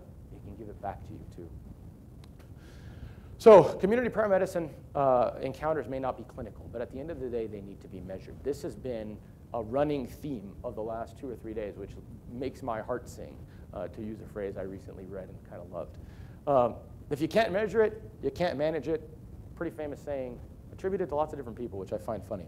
But I'm going to show you in my remaining couple minutes an example of what the Dallas Fire Rescue's mobile community healthcare program is doing in this specific case. They did hire my firm to add 1,000 data elements onto a NEMSIS version 3 record. That's a lot of data. Turns out they're not going through it all the time, but the information is there, it's available, and it's formatted such that it can be shared with over 20 hospitals in the Dallas Metroplex area by contract. So the ability to hand off this information in a consumable fashion is happening today. I want to highlight what they added to this NEMSIS 3 system. NEMSIS 3, because it's so rigid, is basically the same. In every ePCR system, you're going to see it. It's supposed to be that way. That's how information can be shared between these systems. And in fact, in Dallas, they have a different ePCR system. They're using a system from Sansio. So they brought in 2 different companies whose job it is to share information between the 911 system and the post-acute frequent users of 911 system and make sure that our information can be shared. They added elements to this system like harmful habits, female health, and diet and exercise. The female health one, by the way, should be in NEMSIS. The fact that that's not there, I think someone needs to call NEMSIS and let them know that this information is actually pretty. It's a lot of women in this world. It's kind of important that we be able to track what their experiences are, but it's not there. So they added these data elements, and they are remarkable, if only for the fact that particularly harmful habits are among the only pieces of data that we as an industry capture that can be directly mapped onto financial value, actuarial value, which is essentially risk. Right? If you can take somebody over a 30, 60, 180 day, 365 day period from 6 packs a day to 2 packs a day, as we saw earlier, you may increase their costs on the healthcare system now. But the rest of that quote showed that their costs go down over time once their health sort of levels out. What you also do is reduce their long-term risk on the system. So the idea that you can lower their actuarial risk, the long-term insurance risk, is I was very excited to hear the mention yesterday about Anthem Blue Cross getting into this business, and the folks from Massachusetts, and a payer, right, getting into the idea of I want to support community paramedicine efforts. Those are the metrics that payers use. Right? Are you lowering my short-term risk, but more importantly, my long-term payout risk for this person's health? And I have to be able to track that information so I can prove it. Alcohol is another example. So questions that are asked of the patients about have you ever been asked to cut down on your drinking? There's another set of questions I'm not showing here, but it's remarkable. Like, do you have a primary care physician? Yes or no. Do you know what a primary physician does? Yes or no. I mean, it's remarkable to have those two questions next to each other, but they tell you pretty important and different things. Another set of data, caffeine intake. Are you drinking coffee instead of eating properly? Are you drinking coffee as a way of having a diet and then finding that you have stomach ulcers? The idea that you can take these data and map them onto clinical value is real, but if you're not capturing it in the first place, how are you making those correlations in anywhere where you can prove them on a screen that I've reduced your caffeine intake and I've increased your nutrition and so on and so forth, and you're not coming back to the ED as much? Well, maybe there's some value to that program. Another one that's been really interesting to add into the system is something called a Peet Score. I'm going to show of hands, how many of you have heard of a Peet Score? Not a whole lot, and I think that's important. Right? So the Peet Score essentially is another measurable analytic value that looks at things like the cleanliness of your house. Do you live alone, or do you have someone with you, and under what conditions do you live? Is your home a hazard? So are there things that often I've been inspired by hearing community paramedics talk about going into the home and rolling up the rug, right? I mean, such a small criteria, but at the end of the day, when you go to your care facility or to your payer and essentially say, pay me for this work that I'm doing because I reduced the number of times that this fall risk patient showed up in your ED over the last 30, 60, 180, 365 days, and I can't show something like I rolled up a rug. Well, what's the cost? What's the value of rolling up a rug? I mean, not a lot, but it's better than zero, right? My time is money, and folks are going out in the home and providing a service. And so you got to be able to document that so that you can say, this is what I did. This was a condition before I got there. 3 weeks later, that rug is still rolled up. So now that hazard number is lower than it was before, and there's value there, and I did that. And if you can prove that, then you can justify your cost. And the last bit is your ability to analyze it. And I know there's a lot on this screen I wanted to show.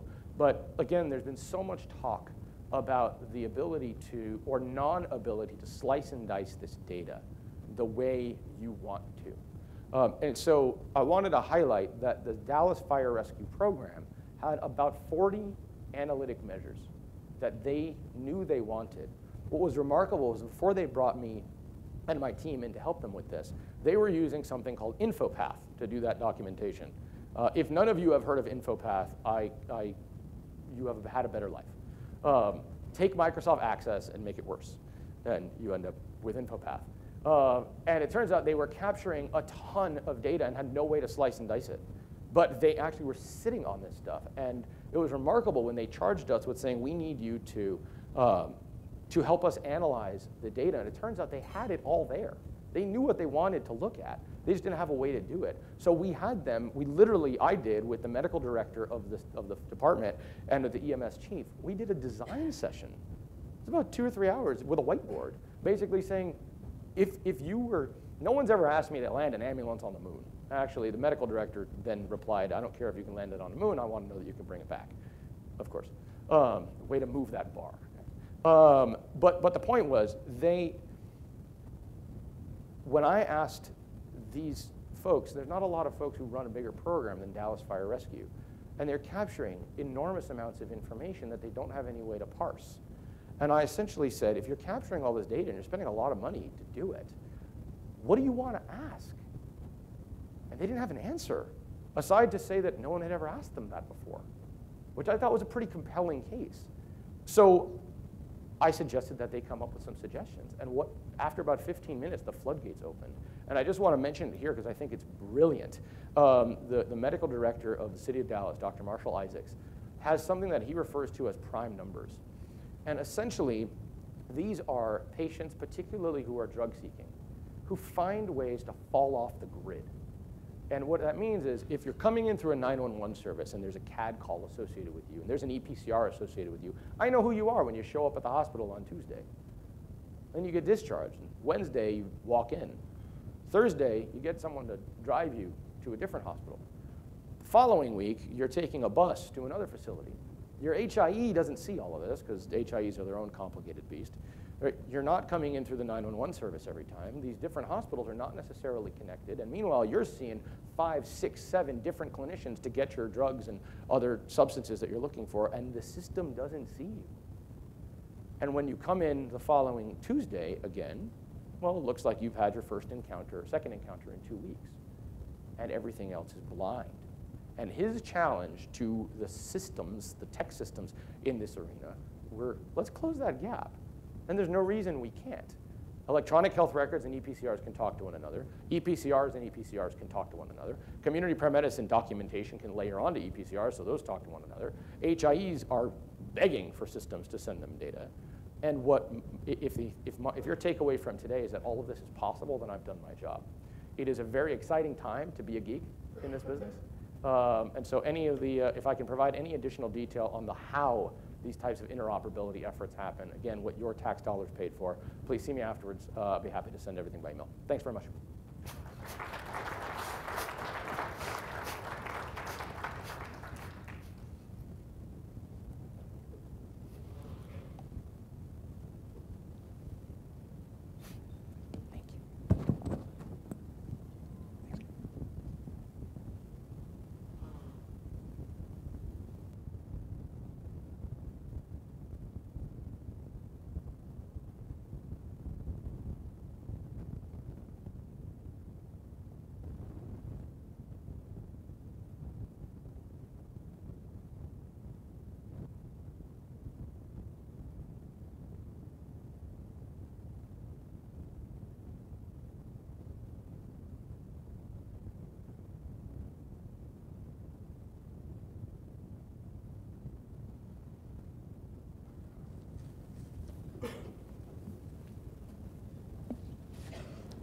Our next speaker is Alex Ulentz, and he's going to talk about the Cleveland Clinic Medical Care at Home, Community Paramedicine, promoting top of license of practice.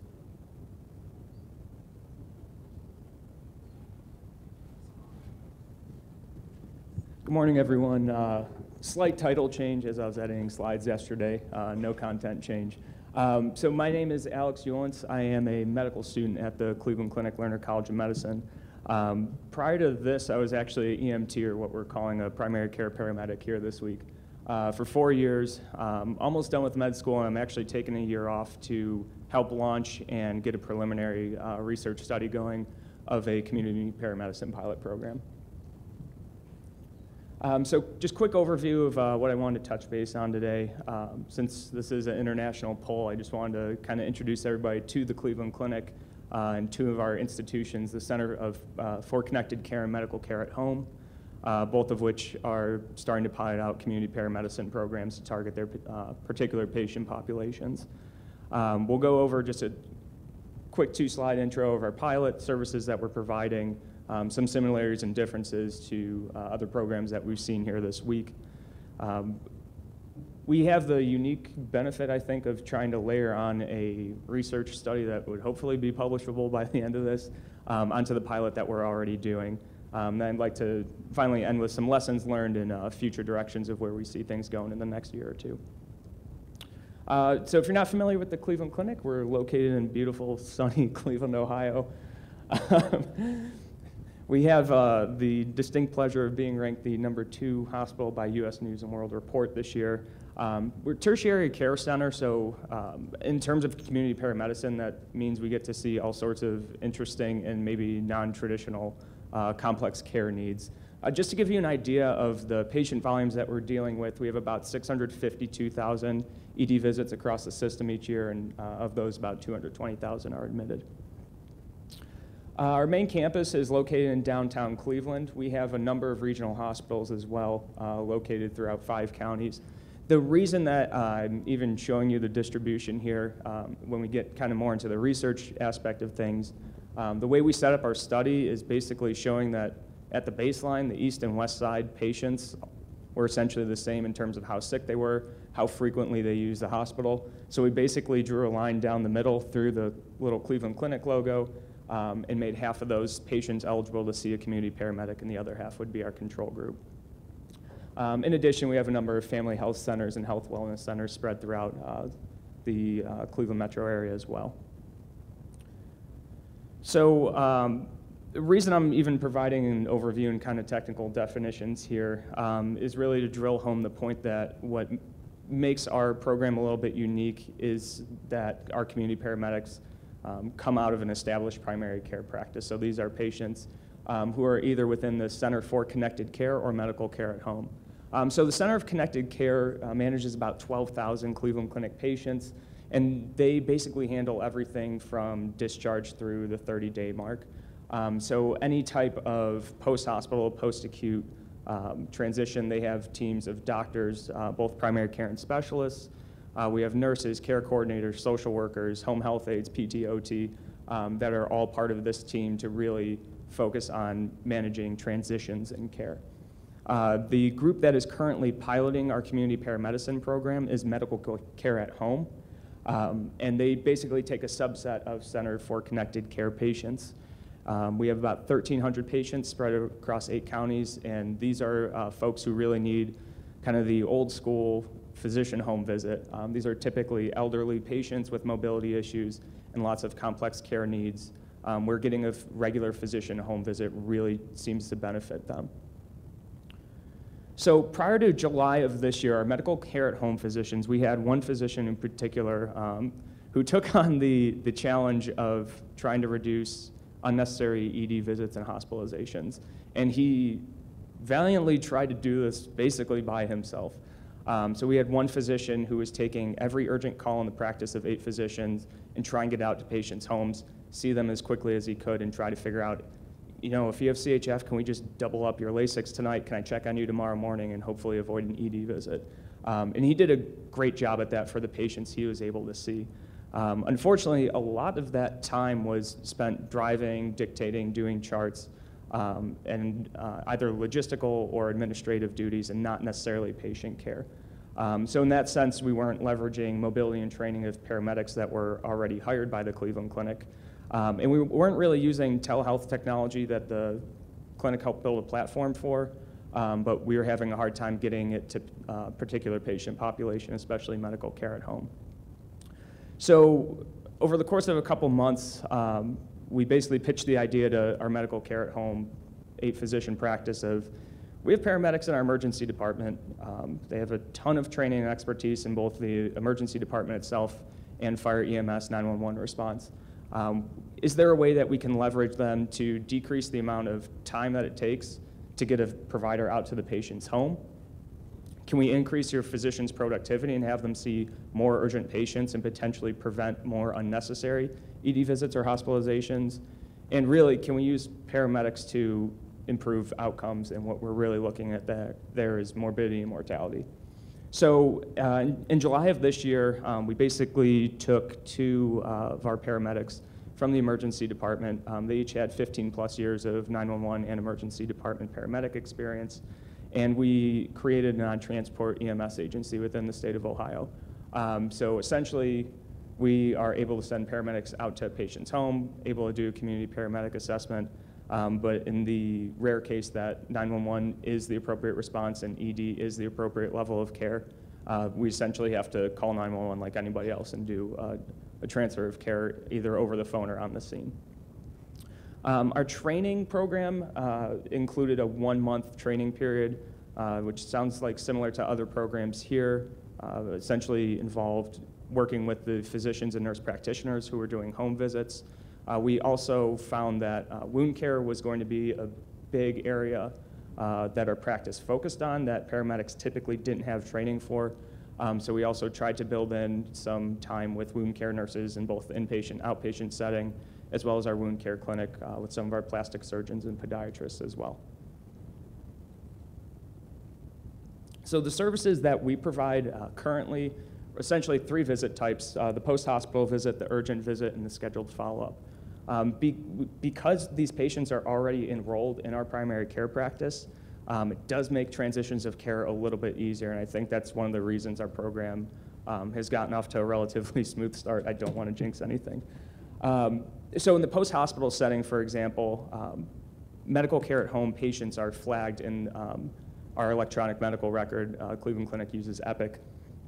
So essentially, when a patient's ready for discharge, the care coordinator gives one of our telephone RNs a call, essentially says that this patient was in the hospital, we're ready to discharge, and our nurses are aware of that and can get the appropriate services, which now include a community paramedic within 1 week of discharge out to the patient's home. The urgent visits, this is a patient-initiated phone call or a patient-provider-initiated phone call. So essentially, we need patients or their surrogate to give us a call, say, hey, I have an urgent issue. Can I see a paramedic today or tomorrow? Finally, we have scheduled follow-up, which is essentially physician or nurse practitioner driven. If a community paramedic sees a patient and they believe that follow-up is necessary, we can certainly schedule that out. Each of our visits includes a full medication review, which in most cases involves truly going through the patient's house with their permission, pulling out all the meds, getting them in one room on one table, and going through them and figuring out what are patients taking, how are they taking it, and what leftover meds do they have sitting around the home. We also do a home safety evaluation each time, ADL assessment, as well as a physical exam. Another aspect that I think makes our program unique at this point is that we essentially require in our protocol a telehealth visit using the American Well platform for each community paramedic visit at this time. So if you're not familiar with the American Well platform, it's essentially HIPAA-compliant Skype where we're able to have the physician on one end in our office. He's able to see the patient's Epic medical record, but also able to physically see the patient. We've piloted out a few different ways that we're using the American Well platform, and we actually found that using iPads provided the best connectivity and the best patient experience. Of note, the biggest issue in our first couple weeks on the tech side was having patients, or having a volume that the patients could actually hear, which using our Toughbooks was just not cutting it. But since we switched over to using American Well on the iPad, that seems to have alleviated a couple of our issues as well. I think another benefit of having this telehealth visit with the physician is that warm handoff every single visit. Most of our patients are very sick, very complex, have multiple ED visits and hospitalizations each month, each year. So this really keeps everyone on the same page. Additionally, we have team meetings every Tuesday morning that not only includes the physicians and paramedics, our telephone RNs, our care coordinators, our social workers are all in the same room. So in addition to speaking with the physician after each call, we're speaking with the entire team about our patient panel every single week. So kind of transitioning from what we provide to what we're trying to study and what we're trying to prove. So over the next year, we're really trying to answer the question, does this operational change in community paramedic to physician staffing result in any improved patient outcomes, particularly morbidity, mortality? Most of the studies that I have seen, except for the one randomized controlled trial that was run out of the UK a few years back, Most have been retrospective. So what we're trying to do here is leverage our electronic medical record, particularly smart data elements, to design a prospective cohort study, which I'm happy to talk about afterwards. I don't want to put anybody to sleep talking about the benefits of prospective cohort studies. But essentially our design is that east versus west. East side and west side are, to our knowledge, the exact same at baseline and how sick they are, how often they use the hospital and the emergency department. The east side is going to be eligible to see paramedics over the next few months. The west side will continue to get their standard of care MD visits. And essentially what we're trying to ask is getting a paramedic out there very quickly after discharge and on any urgent needs, does that actually change anything compared to our standard of care? So our outcomes of interest, pretty much designed straight off of the overview kit that's available at NAMT. In addition, because of the fact that this is embedded in a primary care practice, there were a few primary care study goals that our team was interested in looking at, which includes physician productivity, time to appointment, and practice visit volume. So the data that I'm about to present is our first 2 months of data here. And in that time, we had a little over 1,100 patients that were on the east side, sitting there enrolled, potentially eligible to see our community paramedics. Of those, we had 314 patients that actually saw a community paramedic, and that totaled up to 533 paramedic visits over the last 2 months. We have slightly more urgent calls than scheduled follow-ups or post-hospitals, and our average patient is anywhere between 60 and 90 years old, and 2/3 of the time it's a female patient. So question number 2 was, okay, what are we seeing in terms of what do we need to train our paramedics for, and what do we need to take another look at our protocols on? So our top chief complaint coming in at 11% was shortness of breath, followed by muscle and joint pain, followed by cough, wound check, and abdominal pain. Of these, as I stated before, wound check was really the only one that really felt that it was out of the scope of the typical paramedics practice, particularly the level of care that we were hoping our paramedics could provide. So that has required some additional training and some more specific protocols. The other chief complaints, both our physicians and our paramedics have felt very comfortable with their training and their scope of practice in dealing with these and really getting at that sick versus sick or sick versus not sick, however you choose to look at it.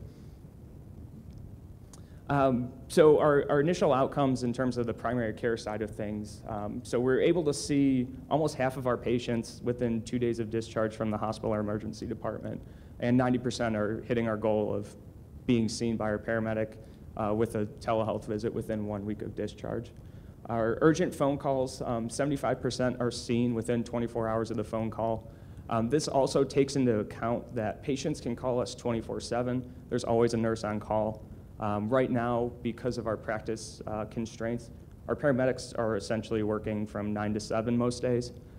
So this 24 hours also takes into account that somebody could call at 7:30 p.m. and decide to wait until 8 a.m. the next morning to see the paramedic.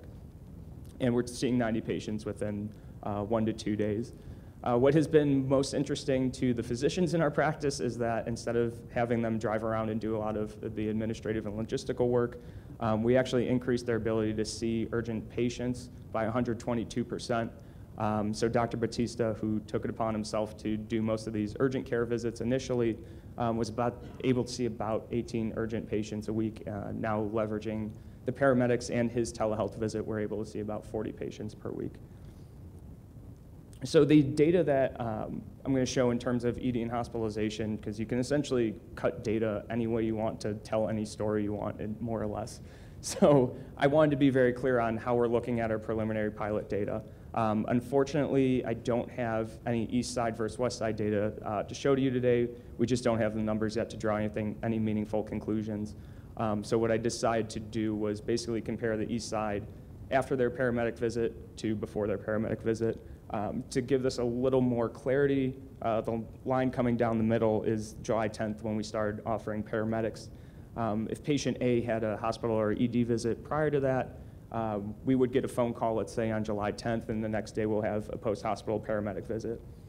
So we essentially looked at the 2 months after that paramedic visit, July 10th to September 10th, and counted how many ED visits or hospitalizations they had during that time. In this case, we're hoping that it was none, and we're comparing it to an equal amount of time before. There's certainly a lot of pros and cons to measuring this way. I just wanted to be very clear at how we chose to do things. The other example is that if we had an urgent paramedic visit, let's say a month into the pilot, and then a hospital or ED visit, unfortunately, after that, we were counting the 1 month after that ED visit to the 1 month before. So you're essentially comparing the same patient over the same amount of time to hopefully control for most of the variables that might be affecting what we're seeing. So as with most science, if you ignore the error bars, this looks great and is moving in the right direction.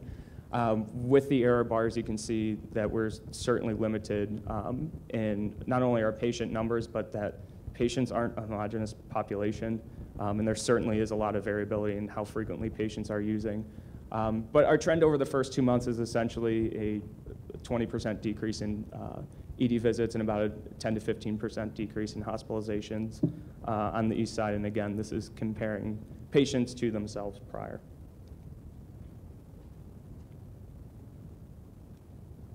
So this has only been going on for 3 months at this point, but certainly a lot of lessons learned. And from listening to everybody here and everybody who spoke this week, it seems that we've run into very similar issues as most other groups, which is reassuring in some sense, and I think also points to the benefit of meeting here and everybody kind of sharing their own perspective of what's going on and how they plan on taking action.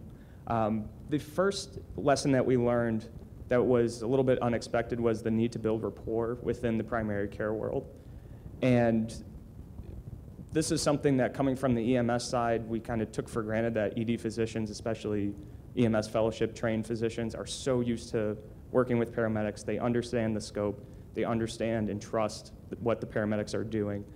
Throwing them into a primary care world where no one was really sure what happens after you call 911 definitely required some rapport building education on our end to teach our primary care colleagues what is it that paramedics offer, what is the benefit that they provide, and what are you able to allow them to do that's going to make your life easier and, most importantly, make your patients healthier or happier.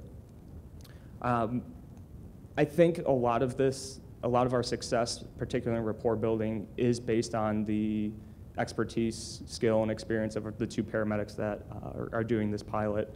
But also spending time with the same physician who does the telehealth visits, I think, has also really solidified that rapport building. One of our questions moving forward, and I'm not sure if anybody else has ran into this, is how do you scale that rapport up? So right now we have 2 paramedics and 1 physician, but hopefully showing value and expanding this out in the near future. The question is, how do you maintain that rapport when you have multiple physicians fielding calls from paramedics who maybe have never taken a phone call from a paramedic before? In terms of our urgent care or our urgent visit program, we had a lot of patients who were aware of the program. We sent out flyers. We made some phone calls to particular patients to let them know.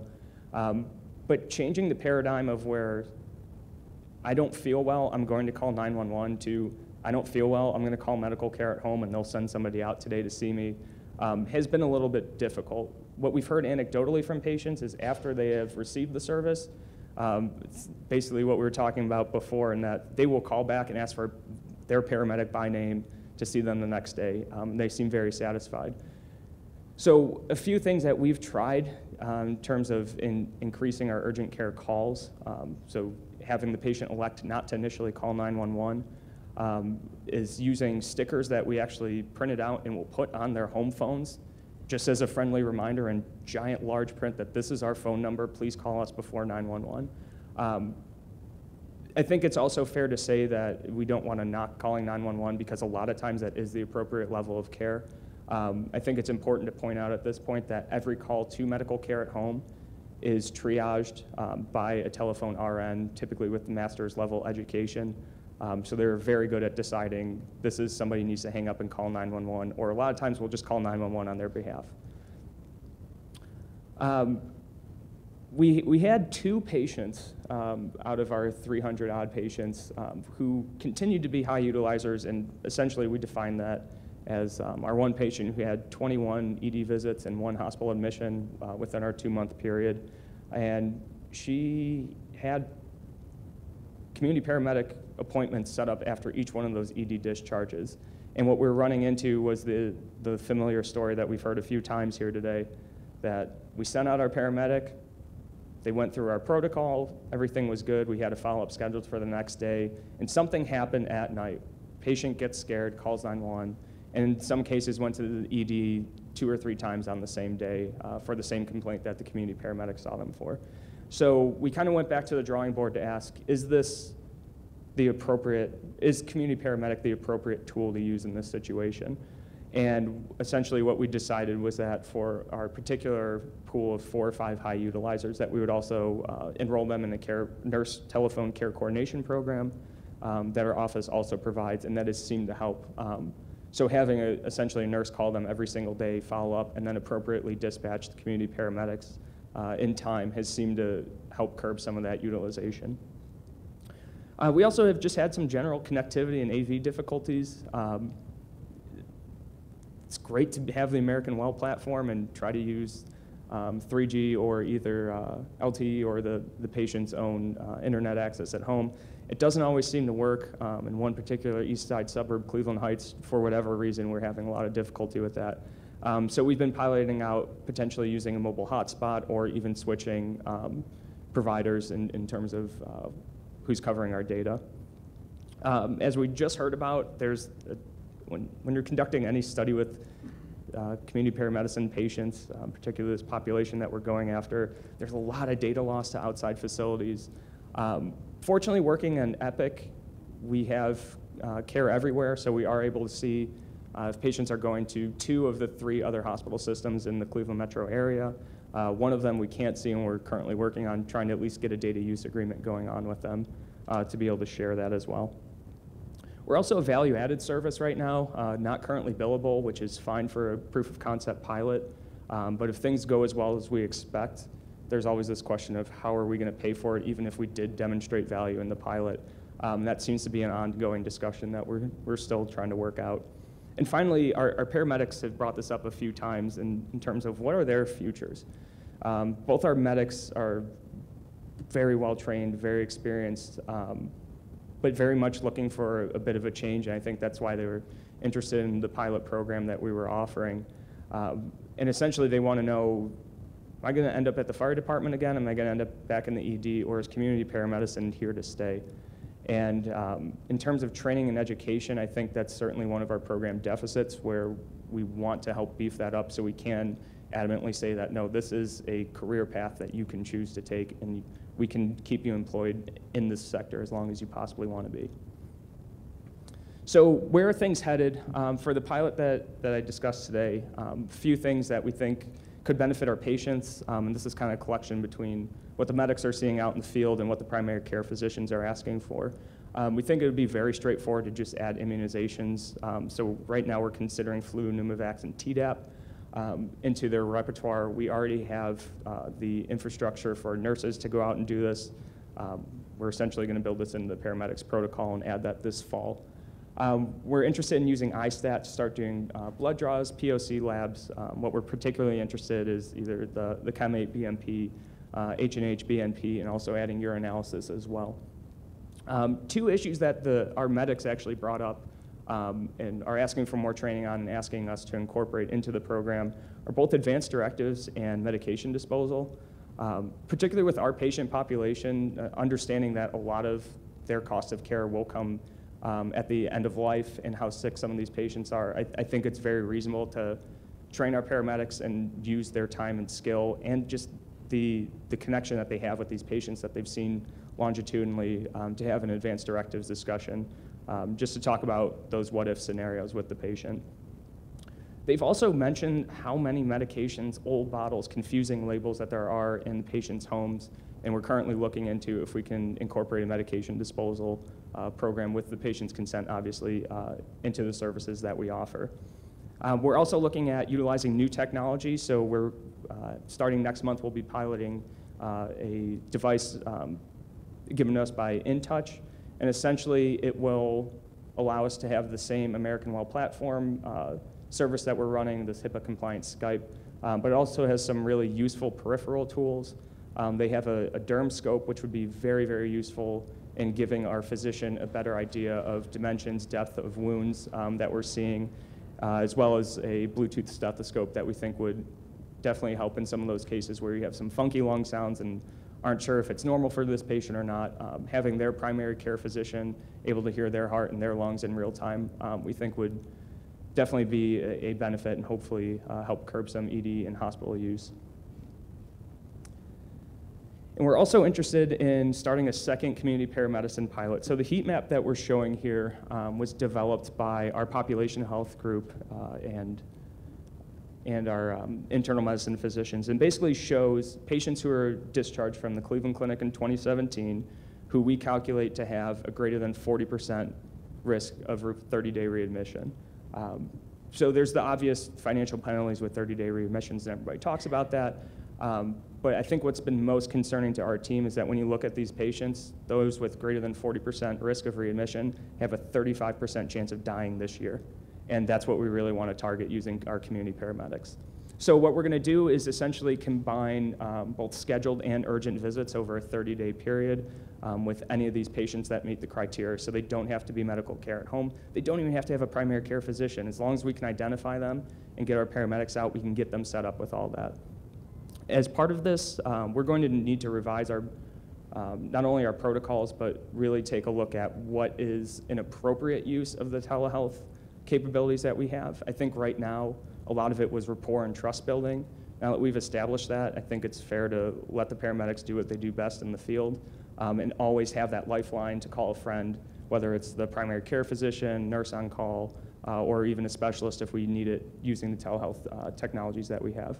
So I'm really hoping that when we get this off in December of this year, I'll have some nice data to come back and present next year as well.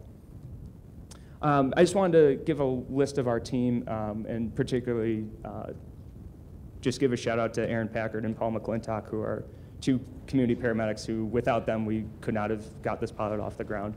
So I just wanted to say thank you to them and list off physicians and nursing staff and administrative support that we've had. I have attached my contact information. Odds are if you have a high-level question, I am not the right person to go to. They don't pay me enough for that. They don't pay me anything because I pay them. So if you need to get in touch with any of these people, though, I do have the most free time, and I think I'm probably the most accessible by email out of all these people, so I'd be more than happy to put you in touch with the right person on our team if you have any questions for us or anything that we can help with or work together on. And that's all I have. Thank you very much.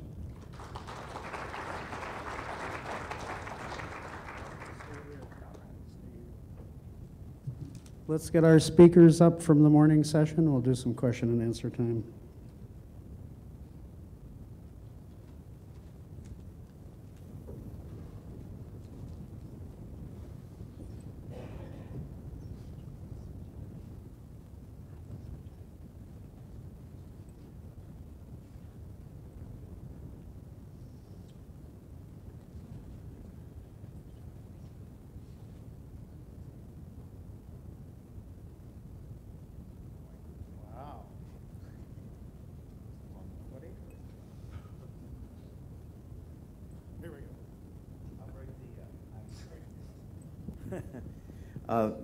I'm Tom Zink.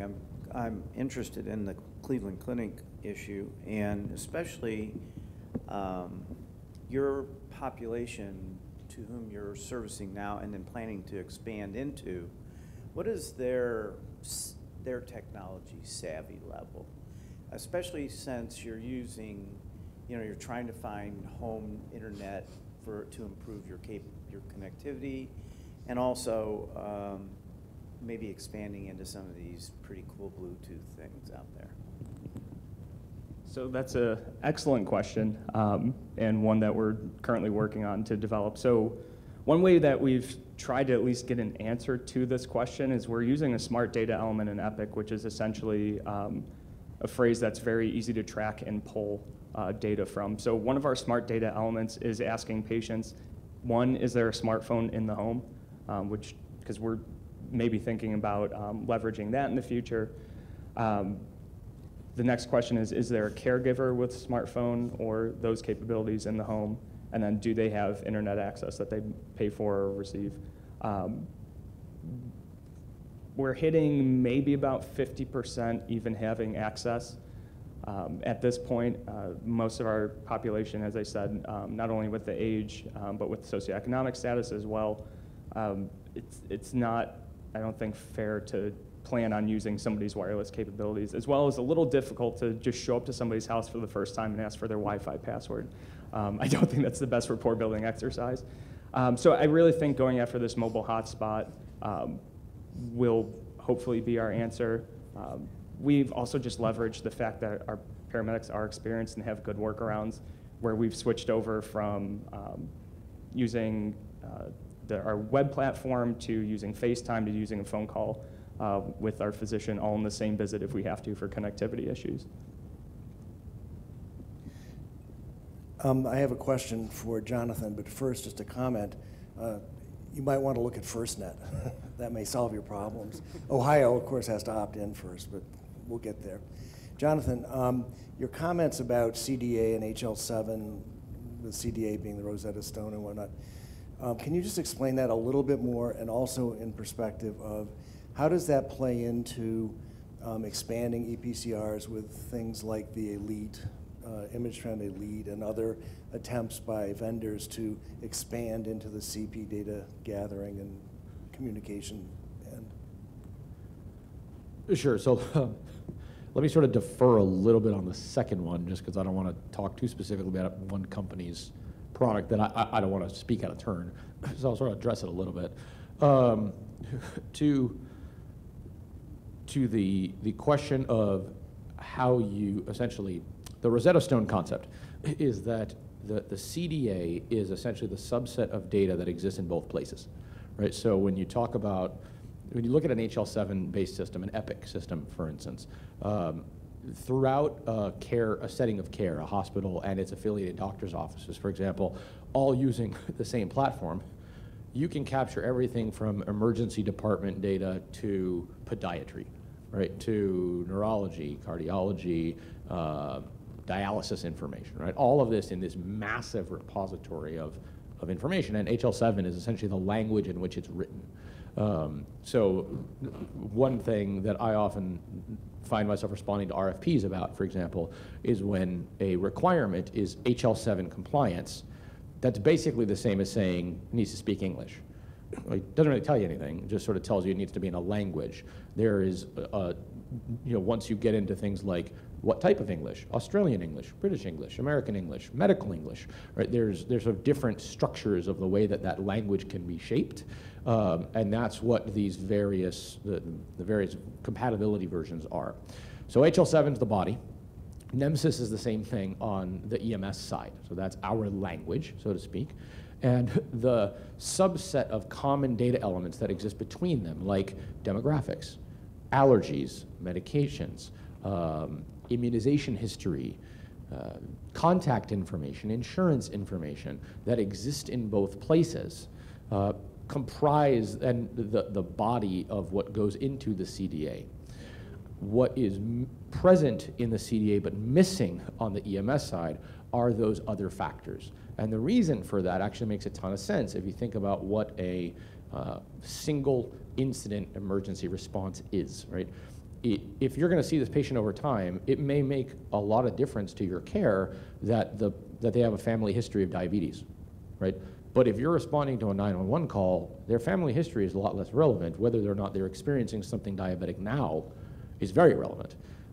Similarly, your social factors, right? A lot of those will come into play over time, but not necessarily in a single incident. So essentially, Nemesis and its data structure captures everything you would need for right now. But the CDA is expecting the rest of those things in its structural format. So one of the challenges, to your point about how vendors come into this, is if you try to send a Nemesis document into an HL7 structured system using this interoperable format, or that they're expecting to receive the interoperable format. If you try to send a Nemesis document into HL7, it's not going to work. Essentially, it's going to be blocked by the interface on the receiving side because it's looking for things that aren't present. So you stick a key into a lock and that's not going to fit. There is a federal validator for this data structure. Actually, the National Institutes of Standard and Technology, NIST, has a validator on its website. Again, I'd be happy to send it to anybody, public resource that you all paid for. I paid for it too. That allows you to run this data through this lock and key system. The way to essentially make the NEMSIS data fit into that is to append the missing data. You don't need to build HL7. There's a whole lot of other stuff that goes beyond the CDA on the HL7 side. But when you add in essentially the missing buckets onto NEMSIS, you can turn them into this interoperable structure, and they will pass the CDA validator. If the data passes the CDA validator, it can be consumed by essentially any mainline EHR in the business. And if you look at a website called open.epic.com, so for anyone who uses Epic in their institution, you have IT people who do this all the time, there is a list of all the types of files that they can consume. And they state very specifically, any properly formatted CDA can be consumed natively by their system. That's what they do today for other parts of their healthcare ecosystem. But because EMS has sort of created our own standard, and there are reasons for that that go beyond now, but we've created this system that is incomplete, but it's probably 85% of the way there if you're on NEMSIS 3. If you're on NEMSIS 2, you have a dead stick, so you shouldn't even bother. The data standard is too floppy. It's not going to be able to be appended because it needs to rigidize itself. So I hope that answers the question. The real takeaway from a vendor perspective is any vendor that's working with NEMSIS 3 can do this. It's not cheap per se, and it's not fast per se, but it can be done. So, if you've got the technical resources to build out an NEMSIS system, then you have the technical resources to append additional data, and those data elements are in the public domain, so there's nothing secret or proprietary about them. Hope that answers the question. Thanks.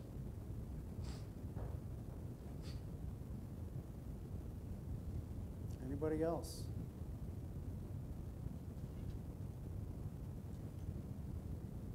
All right, we're on break until 10:45.